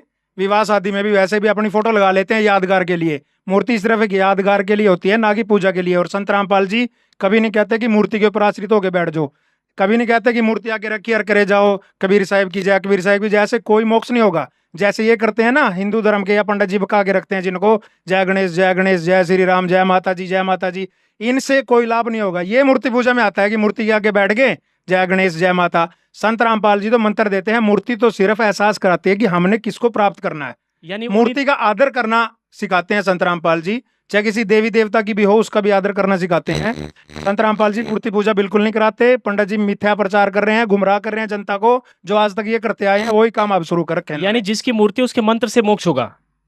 हाँ, ये कहना चाह रहे हैं आप? जी, मंत्र से ही मोक्ष होगा, मूर्ति जरूरी भी नहीं है। 600 साल पहले कबीर साहब आए थे, उस टाइम ना कोई फोटोग्राफर था ना कोई मूर्तियां थी, मंत्र से ही तो लाभ होना है। उस टाइम तो कोई मूर्तियां भी नहीं थी, ना कोई फोटो थी, ना कोई घर में मूर्ति लगाता था, ना कोई फोटो लगाता था। उस समय साधन नहीं थे। पंडित जी कह रहे हैं कबीर साहब खंडन करते थे, खंडन अलग चीज था। मूर्तियां उस टाइम नहीं थी, ना ही कोई फोटोग्राफरी थी। अब सिर्फ एक आस्था के लिए फोटो लगाई जाती है। हम जिसको मानते हैं, जिसमें हमारी आस्था है, जिसको हम अपना गुरु मानते हैं या भगवान मानते हैं, क्या उसका एक स्वरूप भी नहीं लगा सकते? हम उसका स्वरूप लगाएंगे, उसको हम देखेंगे, हर दिन उसको याद करेंगे तो हमें लाभ होगा ना। या उसके आगे बैठे रहो सारा दिन, रामपाल जी लाभ दे देना, रामपाल जी लाभ दे देना, ऐसे थोड़ी मोक्ष होगा। मोक्ष तो मंत्र से ही होगा। पंडित जी खुद भी भ्रमित है, इन्होंने ठेका ले रखा है जनता को भ्रमित पंडित करने का। जी, ये तो तुलसी साहिब ने भी कहा है, कलयुग केवल नाम आधारा, सुमर सुमर नर उतरे पारा। यानी सुमरण से बेड़ा पार होगा। वो किसका मंत्र कौन संत देता है ये तो मैं नहीं पता है, लेकिन जैसा प्रदीप जी कह रहे हैं कि जिसकी मूर्ति है उसके मंत्रों से ही मोक्ष होगा, कहीं ना कहीं ये जो बात फिट बैठ रही है तुलसी साहिब की वाणी से भी। तो चलिए चर्चा को आगे बढ़ाते हैं जी। और किसका? जी बताइए क्या नाम है? ममता है सर। क्या मैं निरंकारी पंथ से हूँ। क्या परमात्मा निराकार है? अगर निकार है तो क्या परमात्मा साकार है? अगर साकार है तो साबित करके दिखाओ। ये संत रामपाल के इतने शिष्य है, क्या परमात्मा साकार है? अगर साकार है तो साबित करके दिखाओ। यानी आपका मानना है निरंकारी पंथ जो है वो निराकार मानते हैं, साकार नहीं है भगवान। भगवान साकार नहीं है, निराकार है। निरंकारी पंथ से हैं ये बहन जी, क्या जवाब है इसका? कौन कह रहा है जी भगवान निराकार है? ये ममता जी बता रही हैं। अब इनके कहने से थोड़ी हो जाएगा। निरंकारी पंथ तो बहुत कुछ कहता है जो शास्त्रों में प्रमाण नहीं है। भगवान साकार है, सभी शास्त्रों में प्रमाण है। गीता जी में, बाइबल में, कुरान शरीफ में, गुरु ग्रंथ साहिब में, गुरु नानक देव जी ने तो स्पष्ट लिखा हुआ है, बागे कापड़ बोले बैण लंबा नक काले तेरे नैन। यानी चित्रण भी क्या हुआ कि परमात्मा के कैसे आंख हैं, कैसा शरीर है, कैसा चेहरा है, कैसे दांत हैं। और ये कह रहे हैं निरंकारी पंथ पूरा का पूरा गुरु ग्रंथ साहिब जी यानी कि गुरु ग्रंथ साहिब जी के ऊपर आधारित है, सिख पंथ से संबंधित रखता है। अब उसकी बात कोई नहीं मान रही है, उसके प्रमाणों कोई नहीं मान रहे हैं, तो इनका तो मनगढ़ंत पंथ है जी ये। क्या आपके गुरुजी दिखाते हैं कभी गुरु ग्रंथ साहिब या गीता जी?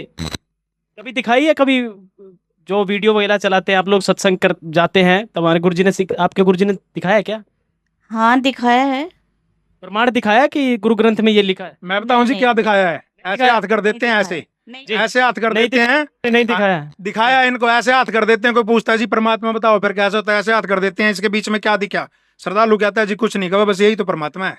ये दिखाते हैं इनके निरंकारी वाले। मतलब शास्त्र से प्रमाण नहीं देते हैं। जी बताइए। थोड़ा एक और शंका यहाँ हो जाएगी पूरी। लोग ये कहते हैं कि संत रामपाल जी तो ब्रह्मा विष्णु महेश को मानते ही नहीं, ठीक है, वो मंदिर में नहीं जाने देते, वो कुछ करने नहीं देते। पंडित जी भी यही कह रहे थे कि मूर्ति पूजा खंडन करते हैं। मैं आपको एक प्रमाण देता हूँ जी। ये कमल हैं, तीनों देवा कमल दल बसे, ब्रह्मा विष्णु महेश, पहले इनकी वंदना फिर सुन सतगुरु उपदेश। ये कमल है, हमारे शरीर में कमल है ये, ना कि कोई मंदिर में बैठा है कहीं पे बैठा दिया ऐसे ही, कोई शिवलिंग गाड़ दिया वहां पे, कुत्ता भी मुड़ जाता वहां। ये भगवान का अनादर कर रहे हैं, उससे भगवान दुखी होता है। ये तो हमारे शरीर में है, जिसको लोगों ने कुंडली भी बोला है, हम कमल बोलते हैं उसको। ये सारे उनका कमल ये दिया हुआ है इसके अंदर सारा। इसका परिचय कराएं सारी चीज से तो फिर बहुत लंबा समय लग जाएगा सत साहिब जी। ये बिल्कुल संत रामपाल जी महाराज यानी कि सभी देवी देवताओं जो आप दिखा रहे हैं फोटो, इनके मंत्र देते हैं बाकायदा। पहले मंत्र इन्हीं के मिलते हैं। कमल खोलेंगे फिर त्रिकुटी में जाएंगे हम। अच्छा। जैसे इंटरनेशनल एयरपोर्ट होता है त्रिकुटी, तभी हम जाएंगे, कमल खुलेंगे, इनका ऋण देना हमने सबका, तभी हमारे फिर वो आगे इंटरनेशनल एयरपोर्ट है, वहाँ 3 मार्ग हैं। फिर कोई कहाँ जाएगा, नरक में जाएगा, कोई काल के लोक में जाएगा, कोई सतलोक जाएगा। जो सतलोक की भक्ति करेगा कबीर साहब की, वो सतलोक चला जाएगा, मुक्ति हो जाएगी। प्रॉपर वे ऑफ वर्शिप है ये। लेकिन रमेश जी कह रहे थे कि एक पैर यहाँ पर दूसरा सचखंड पे, ये है विधि। देखिए किस तरीके से दिखा रहे हैं आप, प्रमाण नहीं दिखा पा रहे थे। देखिए ये जो अपना पंजाब है, इसमें कुछ भक्त आए थे तेरावास में हमारे प्रेमी, तो उन्होंने गुरु से तेरावास में बात की थी, पिताजी से, राम रहीम सिंह जी से भी। हमारे यहाँ तो 4 ही भगत है, कैसे नाम चर्चा करे? और 2 भक्तों पे तो नाम चर्चा, कुछ पुस्तक पढ़नी आती है, 2 पे आती नहीं। तो ये तो जो टेकडाल रंगते हैं, जब बोलते हैं, तो हमारे पिताजी ने कहा मालिका की दा क्या उल्टा क्या सीधा, यानी जो मर्जी करो भगवान मिल जाएगा। हाँ भगवान मिलेगा। ऐसा नहीं है। इनके पिताजी जो कहते हैं, के शिष्य जो हैं कितने तरीके से बता रहे हैं। सुनो, इनके पिताजी जो कहते हैं वो मैं बताता हूँ भाई, आराम से करो। इनके पिताजी कहते हैं मैनू इश्क हो गया सा सतनाम नाल मस्ताने नाल। इनके पिताजी तो इन्होंने गाने गुणे सुना के, मिट्टी बातें बना के, उल्टी सीधी बातें बना के ही उलझा के रखते हैं, उसी में खुश हो रहे हैं ये, क्योंकि ये मन की खुराक है। मन तो चाहता है ये गाना, नाचना, देखना, सुनना। ये पहले थोड़ा वो ये कमलों के बाद हमारे गुरुजी सतनाम देते हैं श्वासों का। श्वासा पार्थ भेद हमारा, जो खोजे सो उतरे पारा। श्वास श्वास में नाम ले विरता, श्वास मत खो, ना जाने श्वास का आवन हो के ना हो। फिर सतनाम मिलेगा, 2 मंत्र का है वो। फिर सार नाम मिलेगा, फिर सार शब्द मिलेगा। यानी ये विधि है जी, ये विधि है। और किसी का कोई प्रश्न, कोई पूछना चाहेगा? जी बताइए, क्या नाम है जी आपका? सर मेरा नाम पूनम है। सर मेरा एक क्वेश्चन है इन लोगों से कि एक बार मैं अपनी सहेली के यहाँ गई, तो वहाँ ना उनके घर ना एक साधु बैठे हुए थे, तो उनकी पूरी फैमिली ने उनको हाथ दिखाया। तो मैंने भी सोचा क्यों ना मैं भी अपना हाथ दिखा दूं। जैसे मैंने उनको अपना हाथ दिखाया, तो जो भी उन साधु ने मेरे बारे में घटना बताई, वो सारी घटना सत्य सिद्ध हुई। क्या उन साधु संतों को ठीक नहीं मान सकते हम? जी बताइए, आप बताइए। प्रदीप जी कह रही हैं हाथ देखने से लाभ मिला है। क्या वो संत नहीं है हाथ दिखा जो देखते हैं? नहीं है सर, संत बिल्कुल भी नहीं। आप देखने कार संत का तो कोई मैच ही नहीं करता। क्यों? संत वो होता है जो शास्त्रानुसार भक्ति करा के आत्म कल्याण की बात करता है, मोक्ष की बात करता है और सर्व सुख देने की बात करता है। बहन जी ने हाथ दिखा दिया कि मेरा यह नुकसान होगा, मेरा टांग टूटेगी, मेरी भैंस मरेगी, वो नुकसान बचा थोड़ी है उनका। हाथ दिखाने से वो नुकसान टल गया और फिर तो माने भाई कुछ फायदा हुआ, इन्होंने हाथ दिखाया था और भैंस मरने से बच गई। उसने बता दिया और इनका नुकसान हो गया, उससे क्या लाभ मिला इनको, बल्कि और टेंशन बढ़ गई। जिस दिन होना था वो तो होना ही था, 1 महीना पहले पता लग गया, 1 महीना वैसे टेंशन बढ़ गई इनकी। संत रामपाल जी महाराज जी के यहाँ नाम लेने से ऐसी आपदाएं तो फ्री में टल जाती हैं, पता भी नहीं लगता भगत को कि हमारा कोई नुकसान होना था, वो ऐसे ही निकल जाती हैं। मेरा एक प्रश्न ये है, जैसे निरंकारी वाला भी प्रश्न उठा था निरंकारी पंथ से, ऐसे बहुत सारे धर्मगुरु हैं, निरंकारी हैं जो बाल योगेश्वर वाले भी हैं। वो कहते हैं कि अगर आपको कोई रोग लग जाता है तो अगर डॉक्टर कहता है कि जी प्रोटीन की जरूरत तो अंडा खा लीजिए, मांस खा लीजिए, यानी रोग नाश करने के लिए अगर कोई मांस खाना पड़ जाए तो वो संत कहते हैं खा सकते हैं। क्या संत रामपाल जी भी कोई ऐसा आदेश देते हैं? संत रामपाल जी ऐसा कोई आदेश नहीं देते जी, क्योंकि संत रामपाल जी महाराज की भक्ति विधि है जो शास्त्र अनुसार है और सच्ची भक्ति विधि है। संत रामपाल जी महाराज तो ये कॉन्फिडेंस देते हैं कि मेरे से नाम लो, आपके रोग मैं ही नाश कर दूंगा, इस भक्ति से नाश हो जाएंगे, अंडा मांस खाने की जरूरत ही नहीं। और ये रोग में नहीं है तो वैसे भी कहते हैं अंडा मांस खा लो कुछ नहीं होता। ये धन धन सतगुरु वाले खड़े हैं यहाँ पे, ये क्या नाम है इनका, रमेश कह रहे थे आप, जी। राम कुमार जी, ये बीड़ियां पीते हैं, सुट्टे मारते हैं, आगे पिताजी की फोटो पीछे पवर रख लेते हैं। इनको तो बिना रोग के भी खाने पीने की छूट है जी, रोग की तो बात छोड़ दो आप। और निरंकारी वाले भी कहते हैं आप विदेश गए हो, कहीं खाना नहीं मिलता, आप मांस खा लेते हो, इनको भगवान पे भरोसा नहीं है। क्या भगवान अपने भगत को भूखा मरने देगा, या क्या वो बीमारी नहीं ठीक करेगा? क्या जब इनसे कोई लाभ ही नहीं मिल रहा तो क्यों चिमड़ रहे हो, इनको छोड़ दो। संत रामपाल जी महाराज सही भक्ति बता रहे हैं और सभी सुख दे रहे हैं। जी बोलिए सर। मेरा सवाल ये है कि जो ऐसे इलाके हैं जहाँ पे पेड़ पौधे वनस्पति है नहीं, जैसे मतलब कि समुद्र के पास लोग मच्छी खाते हैं वहाँ और उसके अलावा कुछ है नहीं, तो वहाँ क्या करेंगे संत रामपाल जी महाराज? करेंगे क्यों नहीं, इसका जवाब देता हूँ। संत रामपाल जी महाराज ही सब कुछ करेंगे। बाइबल में प्रमाण है, परमात्मा ने 6 दिन में सृष्टि रची और 7वें दिन विश्राम किया और सिर्फ खाने के लिए बीज वाले फल पेड़ पौधे ही खाने के लिए दिए। उस समय कोई मांस, शेर को भी मांस खाने का प्रावधान नहीं था उस समय में। राजा अम्बरीश के समय देख लो आप, बकरी और शेर एक जगह पे पानी पीते थे, शेर भी मांस नहीं खाते थे। वो तो सतयुग का माहौल था। संत रामपाल जी महाराज तो पूर्ण परमात्मा की भक्ति बताते हैं। चाहे आप जंगल में बैठ जाओ, मलूकदास जी की कथा सुनी होगी आपने, संत रामपाल जी का सत्संग सुन लेना।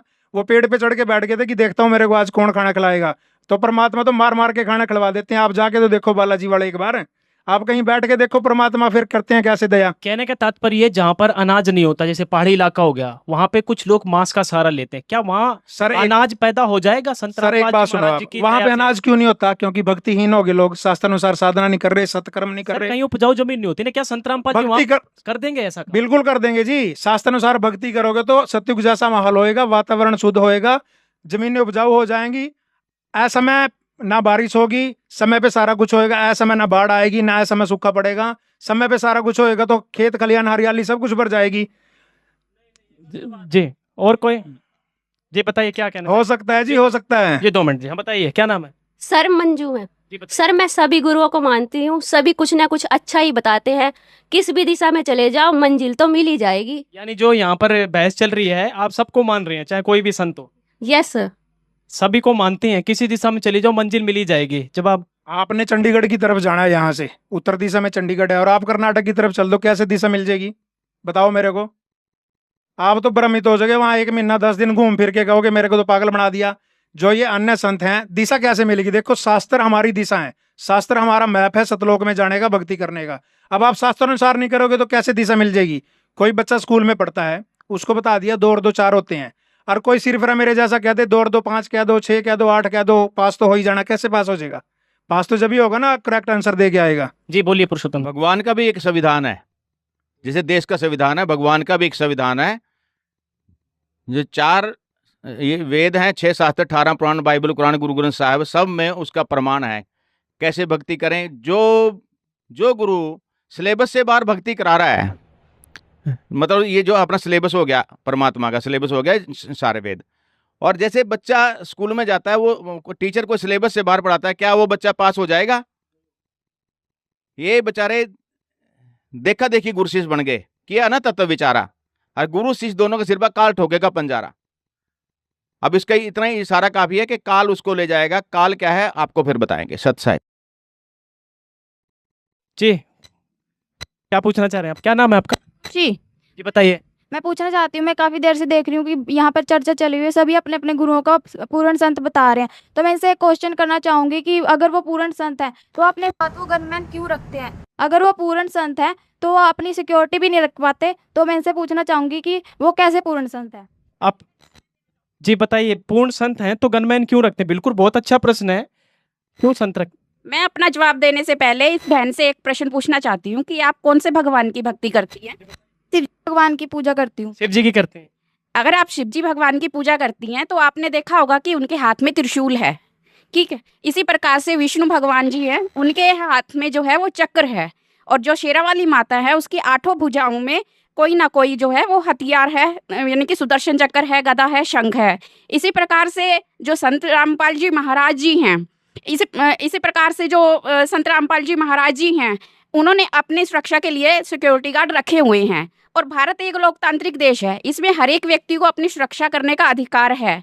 तो इसी के नाते क्या संत रामपाल जी महाराज जी एक संत अपनी सुरक्षा के लिए सिक्योरिटी गार्ड नहीं रख सकते? और दूसरी बात, संत रामपाल जी महाराज जी ने जो सिक्योरिटी गार्ड रखे हैं वो अपनी सुरक्षा के लिए रखे हैं, ना कि किसी को नुकसान पहुंचाने के लिए या किसी को मरवाने के लिए। जी, सुरक्षा के लिए रखे हुए हैं। पुरुषोत्तम दास जी कुछ कहना चाह रहे हैं, इसका और कोई विस्तार से बताइए, क्या जवाब है? साहब जी, हमारे गुरुदेव जी सभी पंथों के बारे बोलते हैं। आप सभी को पता है कि सबकी दो तीही दो कदर की गुरुजियों ने, तो वहां पर कोई आदमी गलत ना बोल जाए, गलत कोई ऐसा हरकत ना करे, गुरु जी का तो कुछ नहीं होगा, वो तो परमात्मा है हमारे गुरुदेव जी, तो उसको पाप जरूर लग जाएंगे। तो जहां माल खजाना होता है तो वहां फिर सुरक्षा भी होती है। सत साहिब, ठीक है। और कोई प्रश्न? जी बोलिए, आपका क्या है? मेरा नाम सुनीता भाई। मैं कदी की सुनने लग रही हूँ कि सारे आप अपना बता रहे हैं, तो मैंने भी 4-5 गुरु बना रखे हैं और कड़ी कुछ लाभ नहीं मिल रहा। तो मैं भी संत रामपाल जी महाराज का नाम सुन रही हूँ, तो मैं भी नाम लेकर देख लूँ कि ना कुछ न कुछ तो मिल ही जाएगा।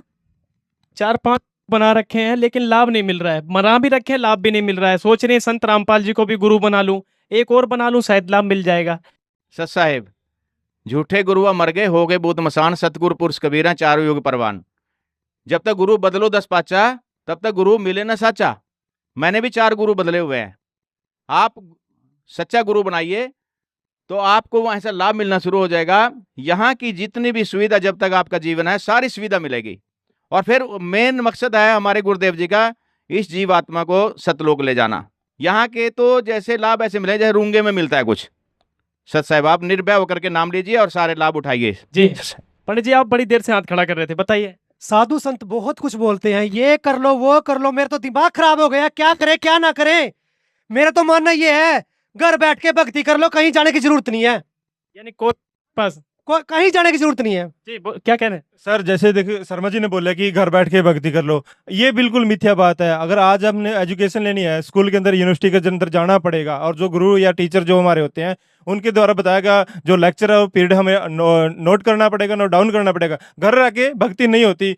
अगर घर रह के भक्ति होएगी, मगर वो क्या विधि अनुसार होगी। जैसे घर रह के स्टडी हो जाती है ना, स्कूल में तो जाना पड़ेगा। जो गुरु जी हैं, जो टीचर हैं, उनके द्वारा बताई गई विधि अनुसार हमने वो भक्ति, गुरु प्रणाली से ही भक्ति होगी, ना कि घर रह के। घर रह के तो हमारे पशु हैं, जानवर है, वो घर पे ही रहते हैं, वो उनकी बता कौन सी भक्ति हो जा रही है, वो कौन सा मोक्ष हो जा रहा है। इसलिए सबसे पहले गुरु बनाना पड़ेगा, और भक्ति मार्ग में सबसे पहला गुरु प्रथम होता है। गुरु बनाना अनिवार्य है, ना कि घर पे रह के। घर पे रह के भक्ति होगी, मगर वो क्या है, गुरु बनाने के बाद होगी। गुरु बनाने के बाद होगी। जी बताइए, क्या कहना चाहेंगे? कुछ प्रश्न?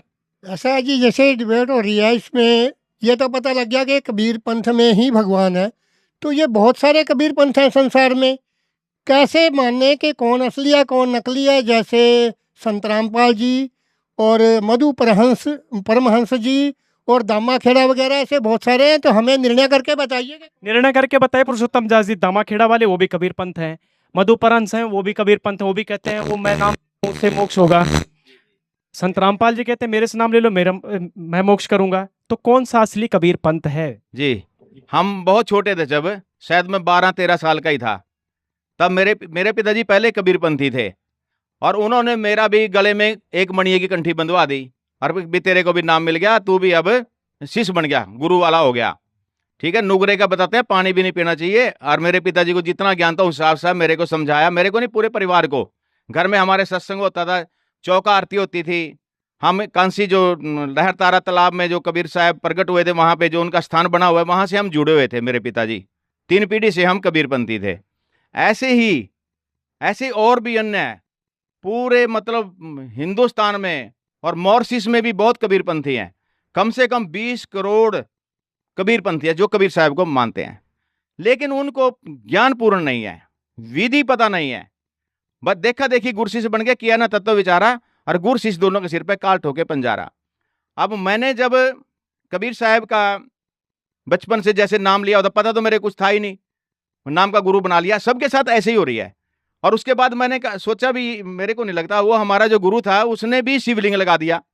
मैंने उसे बहस कर ली, मैं क्या ये क्यों लगा दिया आपने? कबीर साहब तो मूर्ति पूजा खंडन करते हैं। तो कहता ये अब कोई आता नहीं यहाँ पर, इसलिए फिर लोग आने लगेंगे, थोड़ा हमारा पेट पूजा चलेगा। मैं क्या भाई ये तो नकली है। तो मैंने गुरु ढूंढना शुरू करा। पहले ब्रह्म कुमारी वालों पे मैं गया, फिर ठाकुर जी जो हैं ये 5 नाम देते हैं जो, उनसे भी 5 नाम लिए मैंने। एक ये सोहम मंत्र को तोड़ के देते हैं, वो दो हिस्से बना देते हैं उसको, अनंतपुर गद्दी है उनकी, उनसे नाम लिया। मतलब कहने का मतलब 4 गुरु मैंने बदले। तो ये जो कबीर साहब का जो मार्ग है, उन्होंने सुनियोजित समय आज का बता भी रखा है।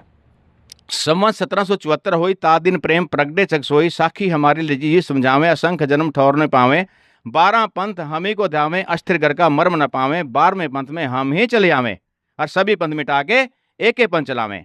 अब पढ़ा लिखा समाज है, सब अपने शास्त्रों को उठा के देख लेंगे। और दादू जी ने क्या कहा, जिन मुझको निज नाम दिया सोई सतगुरु हमार, दादू दूसरा कोई नहीं कबीर सर्जनहार, जो शरण कबीर के तर गए अंता पार, दादू गुण कीता कहत न आप आवे पार, कोई निर्गुण मरीज रहा है, कोई सरगुण ठहराए, दादू गति कबीर की मोह से कही ना जाए।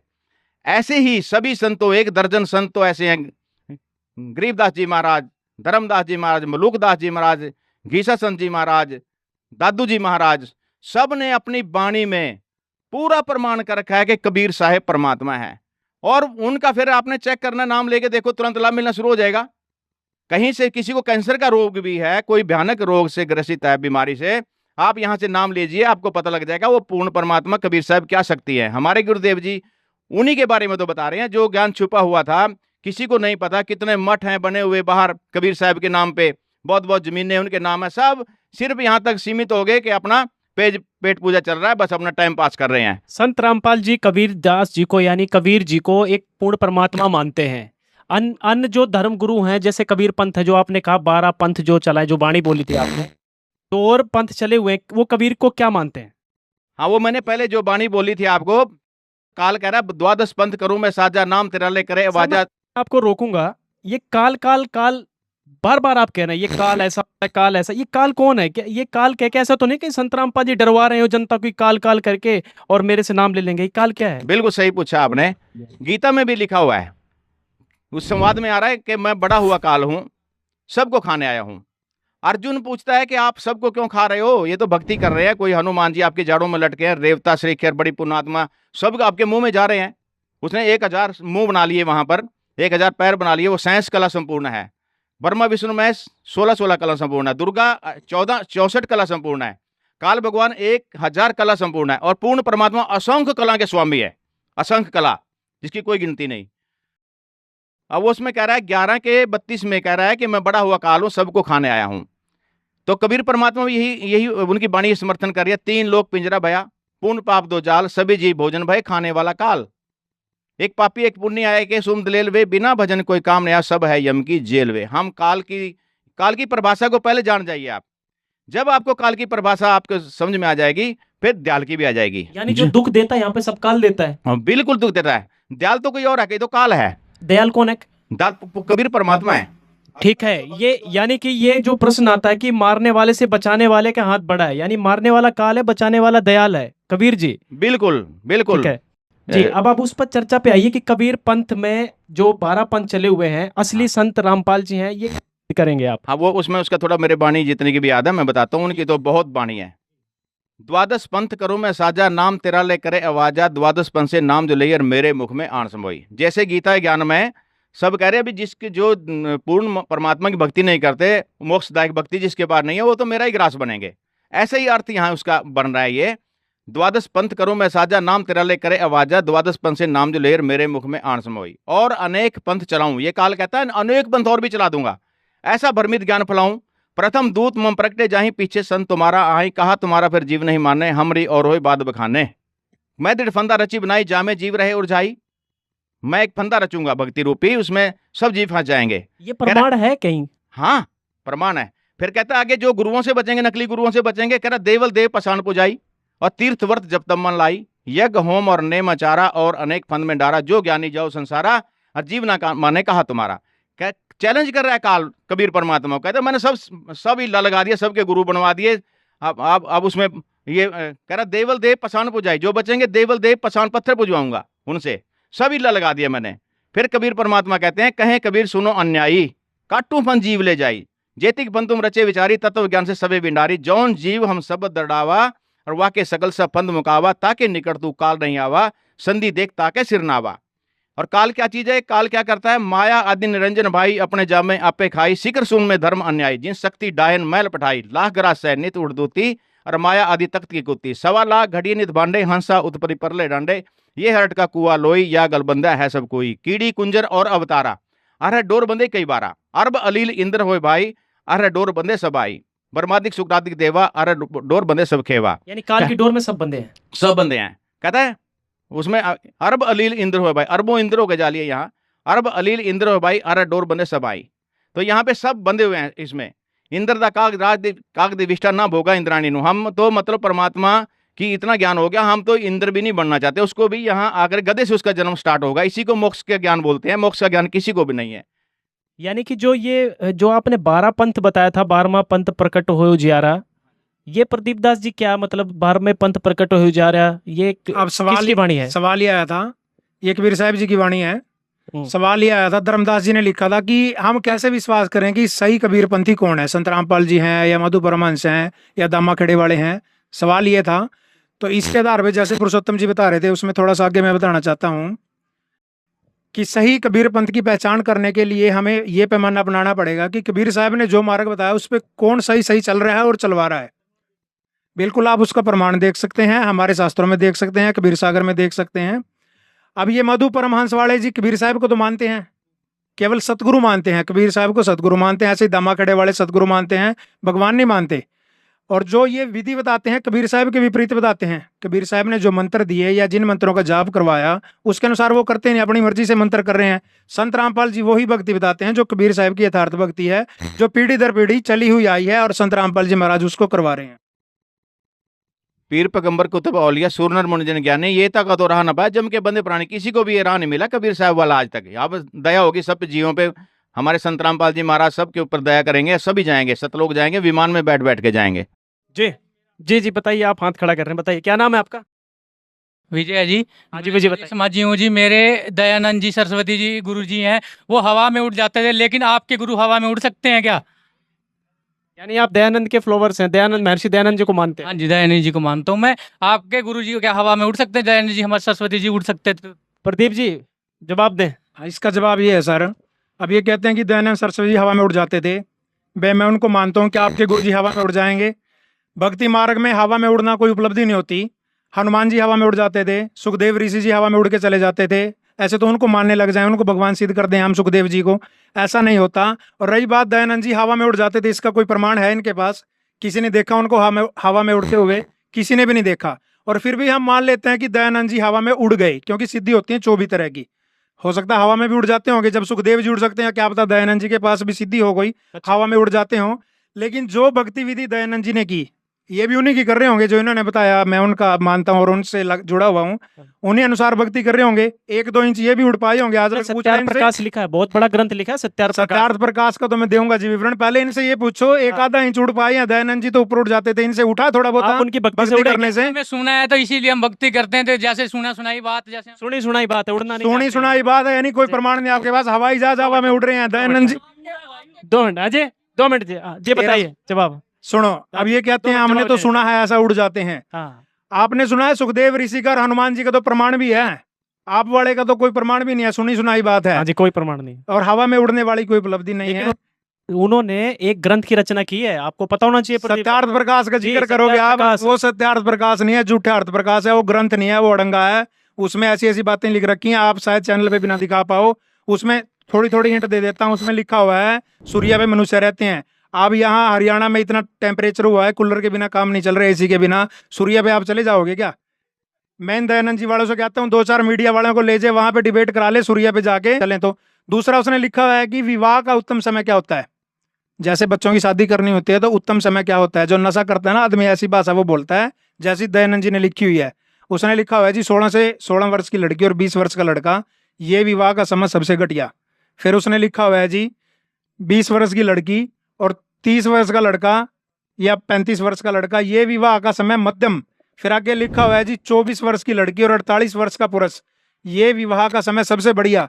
यानी 24 की लड़की का 48 के पुरुष के साथ विवाह करवाने की नसीहत दे रहे हैं दयानंद जी। क्या ऐसा संभव हो सकता है? 48 साल में तो आदमी वैसे ही बूढ़ा हो जाता है, और 24 साल की तो उसकी बच्ची के समान होती है। जी बिल्कुल। और दयानंद जी ने ये लिख रखा है उसमें सत्यार्थ प्रकाश में, जिसका डोल पीटते हैं, ये हवा में उड़ के लिखा होगा उसने। भाई सही सलामत आदमी तो ऐसा लिख नहीं सकता, नशे में लिख सकता है या हवा में उड़ के लिख सकता है। सही कह रहे हैं, उड़ जाता होगा हवा में, क्या पता क्या क्या करता होगा। वो बांग वो पीता था, नशे वो करता था, उसके कितने प्रमाण है जी, सारे देख सकते हैं आप। नशा भी करते थे, नशा भांग पीते थे, वो भांग पीने के बाद जब नशा चढ़ जाता था फिर दही पीते थे, इसका असर कम हो जाए। सारे प्रमाण है उसके। तो उसले दयानंद जी वाले ने कहा था, तो इन्होंने भी करे होगा काम चालू उसका। लिखा उन्हीं के शास्त्र में लिखा है। कोई करते हैं ना साहब? हाँ करते हैं जी, हाँ करते हैं जी। वाह जी वाह, बहुत बहुत बढ़िया कर रहे हो भाई। उनके चेले हैं तो संत जो महर्षि जी के बारे में बता रहे हैं जी, ये खुद हुक्का पीते थे, भांग पीते थे, एक लंगोट में रह जाते। कई बार उनके उसमें लिखा गया है कि कई बार वो लंगोट भी उतार के रख देते, जानवरों जैसे बर्ताव करते थे। बताओ कोई संत की पहचान है? ये तो घटिया, महान घटिया आदमी वाले की सोच है, उसको महर्षि की पदवी देते। वो इंसान कहने वाले के लायक नहीं था। जो व्यक्ति अपने माता पिता की सेवा करने के हक में ना हो, वो अपने माता पिता को छोड़ चुके था। जबकि हम संत रामपाल जी महाराज की शिष्य और हमारे गुरु जी भी अपने माता पिता को आश्रम में सेवा करते थे और उनको करवाते अपने। सर जी, जो स्वतंत्र सेनानी थे, यानी कि भारत जब स्वतंत्र हो रहा था, उसमें बहुत बड़ा योगदान था दयानंद जी का। दयानंद जी का कहीं पे भी दिखा, जो हम प्रमाण देखते हैं, क्योंकि हमारे संत रामपाल जी महाराज भी हर चीज पे प्रमाण दिखाते हैं। आप प्रमाण दिखा दो, प्रमाण देखने के लिए तैयार। आज हमारा समाज पढ़े लिखे है, जब डिबेट होती है तो तब क्यों भाग जाते हैं? देख, संत जी का चेला ही बोल रहा है कि हाँ हम भी नशा करते हैं, तो बताओ कहाँ का समाज सुधारेंगे वो, जब अपना खुद उनका गुरु नशा करता था, अपने शिष्यों को यही शिक्षा दे रहे हैं। और उनके शास्त्र उठा के देखो, उनको पढ़ने की तो दूर बात है, घर में रखने को मन नहीं करता। इतना गंदा विचार भरे हुए इसके अंदर। इसका प्रमाण दिखाते हैं क्या गुरुजी आपके? संत रामपाल जी महाराज बकायदा ट्रैक्टर के ऊपर दिखाते हैं, प्रमाण दिखाते हैं कि भाई ये देखो संत निजी इसके अंदर क्या क्या लिखा गया है। वो समाज को दिखाने के लायक भी नहीं है, ऐसी ऐसी गंदी बातें लिखी गई हैं। सत्यार्थ प्रकाश, चलो ठीक है, जब उस पर चर्चा का विषय बनेगा तब करेंगे। पंडित जी कुछ प्रश्न करना चाह रहे थे आप? हाँ, मेरा प्रश्न ये है भाई, जो ये कहते हैं संत रामपाल जी महाराज के शिष्य है, तो इनके गुरुजी जेल में क्यों हैं? वो कहते हैं पूर्ण संत हैं, भगवान मानते हैं उनको। ये तो बात बिल्कुल सही कही है, अगर पूर्ण संत हैं तो बाहर आ जेल में क्यों? सत साहब, इनको पंडित जी को मैं ये पूछना चाहता हूँ कि आज तक का इतिहास गवाह है, बड़े बड़े महापुरुषों को भी जेल में डाल दिया, और काल जो है, काल नहीं चाहता कि मेरा ज्ञान यहाँ पे कोई बताए और ये पार हो जाए, मैं भूखा मर जाऊं। अभी बताया था ना 1 लाख रोज खाता है, 1.25 लाख पैदा करता है। तो ये काल ही यहाँ पे सबको भ्रमित करके ऐसे ऐसे चक्कर चलाता है। यहाँ पर जैसे ईसा मसीह जी थे, उसको दीवार में किल्ले ठोक करके मृत्यु दंड दिया गया, ठीक है जी। हजरत मोहम्मद जी को वो पूरा अपना वो मानते हैं, पैगंबर मानते हैं। वो 62 साल की उम्र में वो भी मतलब अपने शरीर छोड़ गए, ठीक है जी। गुरु गोविंद सिंह भी मतलब अपना जवानी में ही अपना शरीर छोड़ गए थे, उनका पेट में मतलब वो छुरा छारा ऐसे लग गया था, ऐसा इतिहास गवाह बता रहा है। और नानक जी को भी बाबर ने जेल में रखा, पूरा प्रमाणित है, हर चीज का प्रमाण है। कृष्ण जी जेल में ही पैदा हुए, लेकिन वो तो सारे ताले तोड़ के बाहर आ गए थे, वो तो भगवान थे। अरे ताले तोड़ के कौन सा बहुत बड़ा कोई लीला कर दी उसने, ताले तोड़ के बाहर आए, ठीक है। उस टाइम जितने भी उस उम्र के बच्चे थे, उस उम्र के जितने भी बच्चे थे सारे मरवा दिए थे ना।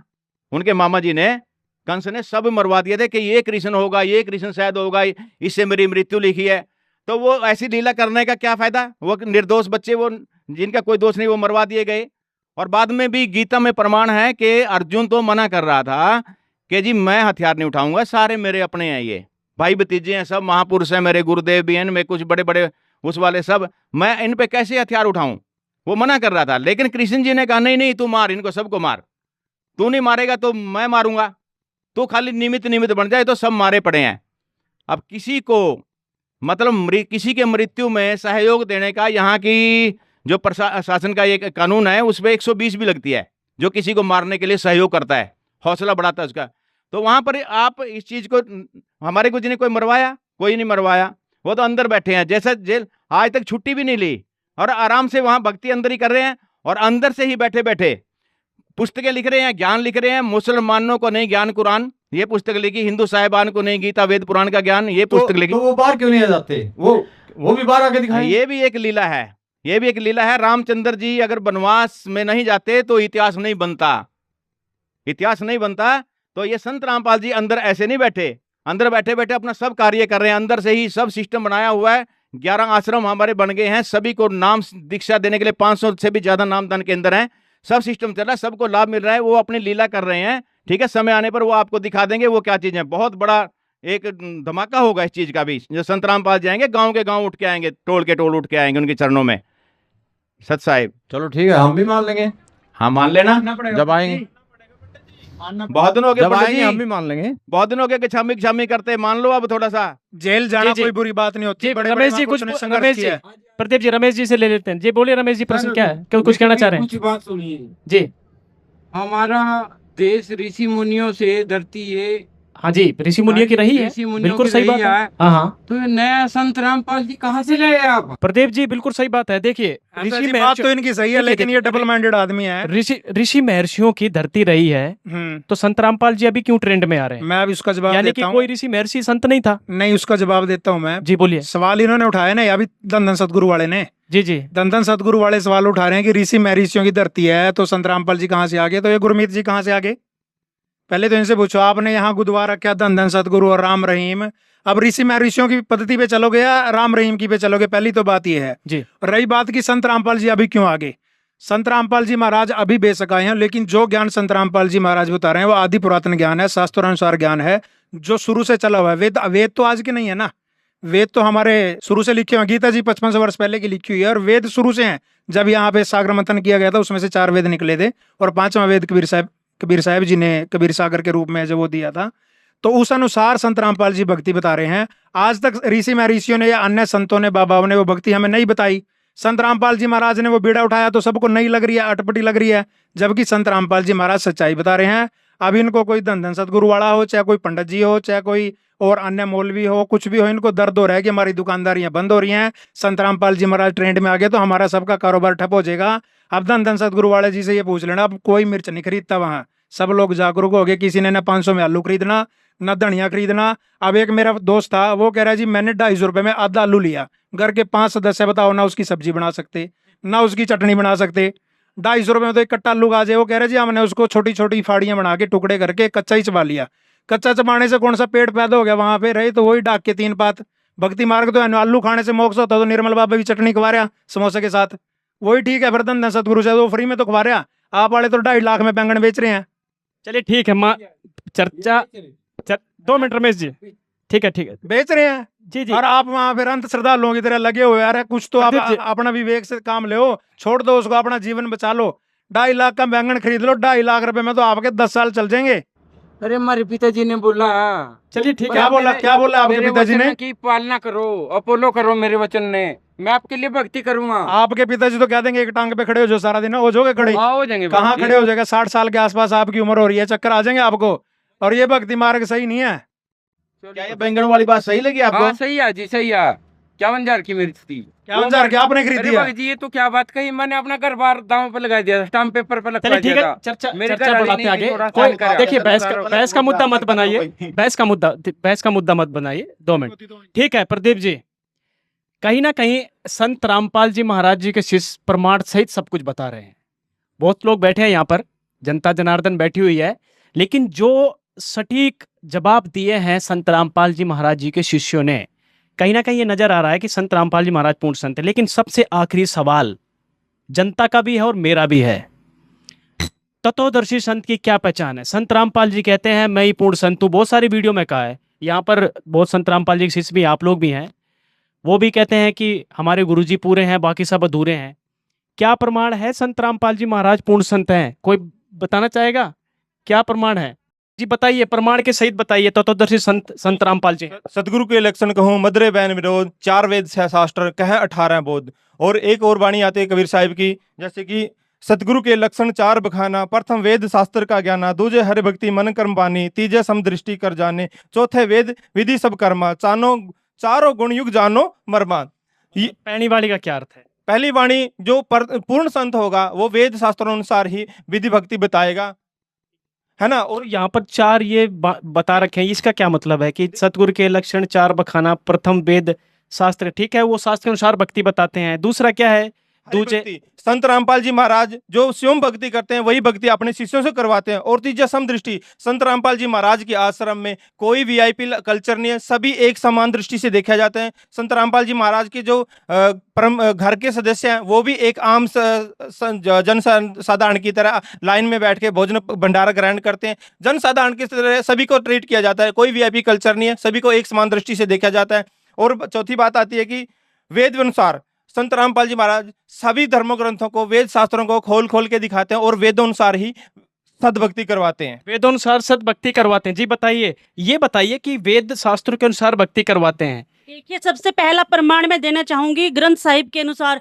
ग्रंथ साहिब में लिखा है कि सोए गुरु पूरा कहावे, 2 अक्षर का भेद बतावे, एक छुड़ावे एक लंघावे, तो प्राणी निज घर को जावे।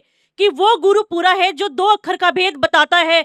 दूसरा आता है मुसलमान धर्म के अनुसार सूरह अश-शुरा में आयत 42 आयत नंबर 1 में स्पष्ट किया गया है कि ऐन सीन काफ, ये जो मुसलमान धर्म है उनमें ये मोक्ष का मंत्र कहा गया है। 3 मंत्र जो, हाँ जी 3 मंत्र है। ये जो ये ऐन सीन काफ है, ये गीता जी में है कई मंत्र? नहीं, ये मंत्र ये मुसलमान धर्म के अनुसार है। ये तो मुसलमान के अनुसार है ना, कुरान शरीफ में लिखा हुआ है। क्या यही गीता जी में लिखे हुए मंत्र?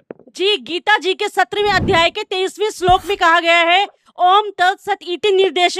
जो ओम तत्सत का मंत्र है वो आम सुनने को भी मिलता है पंडितों के मुंह से, और ओम तत्सत का सिर्फ एक सांकेतिक मंत्र है, ये पूर्ण मंत्र नहीं है। इस मंत्र का भेद पूरे विश्व में संत रामपाल जी महाराज ने दिया है कि इस जो गीता जी के 17वें अध्याय का 23वां श्लोक है, इसके अनुसार जो सद्भक्ति करेंगे वो मोक्ष प्राप्त करेंगे। और एक प्रमाण गीता जी में और है, 15वें अध्याय के 1 से 4 श्लोक में स्पष्ट किया गया है ऊर्ध्व मूलम अधः शाखम अश्वत्थम प्राहु अव्ययम छंदासी यस्य प्रणानी यह तम वे सह वेदवित।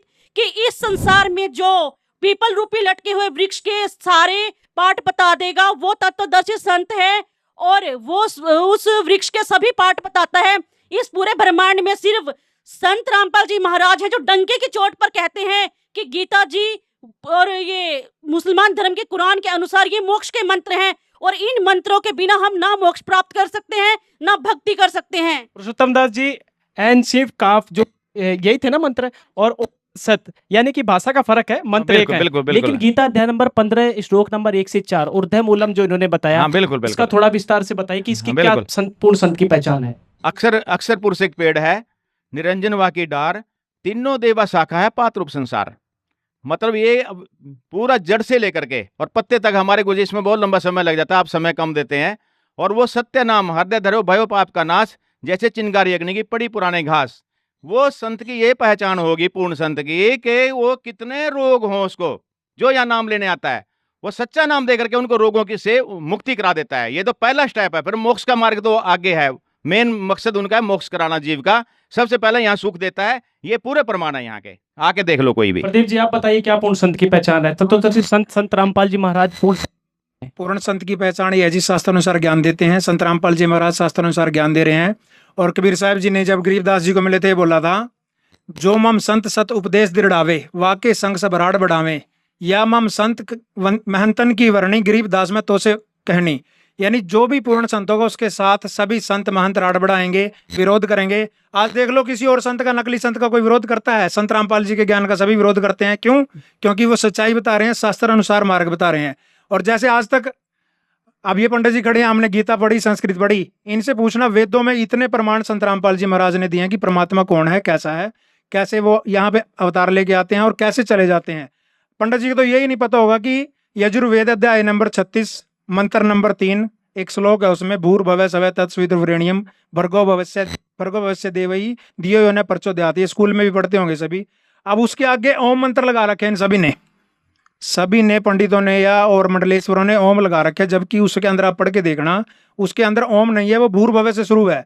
संत रामपाल जी महाराज ने सभी ग्रंथों का, सभी वेदों का, शास्त्रों का अनुवाद जो था जैसा था वैसा ही करके दिखा दिया। और ये फिर भी कहते हैं संस्कृत नहीं पढ़नी आती। उन्होंने तो संस्कृत छोड़ो, बाइबल, कुरान, गुरु ग्रंथ साहिब, पंजाबी, तेलुगु, तमिल सब पढ़नी आती है पंडित जी। आपको तो संस्कृत छोड़ो, हिंदी भी नहीं पढ़नी आती, उसमें ओम नहीं लिखा हुआ, फिर भी धक्के से ओम चिपका दिया। संत रामपाल जी महाराज ने सभी शास्त्रों का अनुवाद सही किया है, वो तत्वदर्शी संत हैं जी। और कोई बताना चाहेगा? तत्वदर्शी संत रामपाल जी महाराज ही हैं, क्या प्रमाण है? तत्वदर्शी संत रामपाल जी महाराज है, इसमें कोई दो राय नहीं है। क्योंकि पूर्ण संत की पहचान प्रथम तो ये होती है कि जिसको पूर्ण ज्ञान है सभी वेदों का, सभी शास्त्रों का, सभी पुराणों का। और संत रामपाल जी महाराज जी पूरे वर्ल्ड में एक ऐसे संत हैं जिनको वेदों, पुराणों और शास्त्रों का ज्ञान है। और दूसरे तत्वदर्शी संत की पहचान ये है जो संसार रूपी उल्टे लटके हुए वट रूपी वृक्ष को जड़ से लेकर पत्ते, टहनियाँ सब कुछ बता देता है, तो वो तत्वदर्शी संत है। और संत रामपाल जी महाराज जी की वाणी है, अक्षर पुरुष एक पेड़ है, निरंजन वाकी डार, तीनों देवा शाखा भाई, ये पात रूप संसार। तो संत रामपाल जी महाराज जी अपने सत्संगों में ये चित्र संसार रूपी उल्टा लटके हुए पीपल के वृक्ष को दिखाते हैं और तना, जड़, पत्ते, डार सब कुछ अलग अलग बताते हैं। और संत रामपाल जी महाराज जी जो है वेदों अनुसार शास्त्र भक्ति बताते हैं, वेदों अनुसार शास्त्र अनुसार भक्ति बताते हैं। और जी बोलिए। जैसे अभी मुसलमान धर्म और हिंदू धर्म के अनुसार विस्तार में कहा गया है, एक क्रिश्चियन में जो बुक आती है वहां पर लिखा गया है, जीसस जी कहते हैं कि I am not God, I am son of God, कि मैं भगवान नहीं हूं, मैं भगवान का भेजा गया पुत्र हूं। और इन सब के आपको प्रमाणित करके बता दिया जाएगा कि आखिर में पूर्ण संत कौन है। दर्शकों, कुल मिलाकर जो चर्चा थी लास्ट में यही निष्कर्ष निकला कि संत रामपाल जी महाराज जी के शिष्यों ने प्रमाण सहित, प्रमाण का मतलब कबीर जी की वाणी से, नानक जी की वाणी से, गुरु ग्रंथ साहिब के अंदर से, अपने पवित्र धर्म शास्त्रों के अंदर से, मुसलमान धर्म पवित्र शास्त्रों के अंदर, सभी धर्मों के शास्त्रों के अंदर से ये प्रमाणित कर दिया है कि संत रामपाल जी महाराज ही आज पूरी पृथ्वी में पूर्ण संत हैं। तो कुल मिलाकर चर्चा अब समापन की तरफ है और मैं जनता से यही अनुरोध करना चाहूँगा कि आंख बंद करके किसी भी धर्म गुरु के पास मत जाइए। आपके हाथ में फैसला है, अब आपने निर्णय लेना है पूर्ण संत कौन है, असली कौन है, नकली कौन। क्योंकि जैसा कि पुरुषोत्तम दास जी ने भी कहा था कि जब तक गुरु मिले ना साचा तब तक गुरु करो 10 पाँचा। यानी कि गुरु कहीं कर लिए हैं तो एक गुरु और बना के देख लीजिए, लेकिन अच्छी तरह पानी पियो छान के, गुरु करो जान के। अब आपके हाथ में फैसला है किसको गुरु बनाना है। तो दीजिए इजाजत, फिर मिलेंगे किसी नए मुद्दे के साथ। धन्यवाद, नमस्कार। बंदी छोड़ सतगुरु रामपाल जी भगवान जी की जय हो। यहाँ पर नारे लगा रहे हैं, छोड़ सतगुरु रामपाल जी भगवान जी की जय हो। सत साहेब।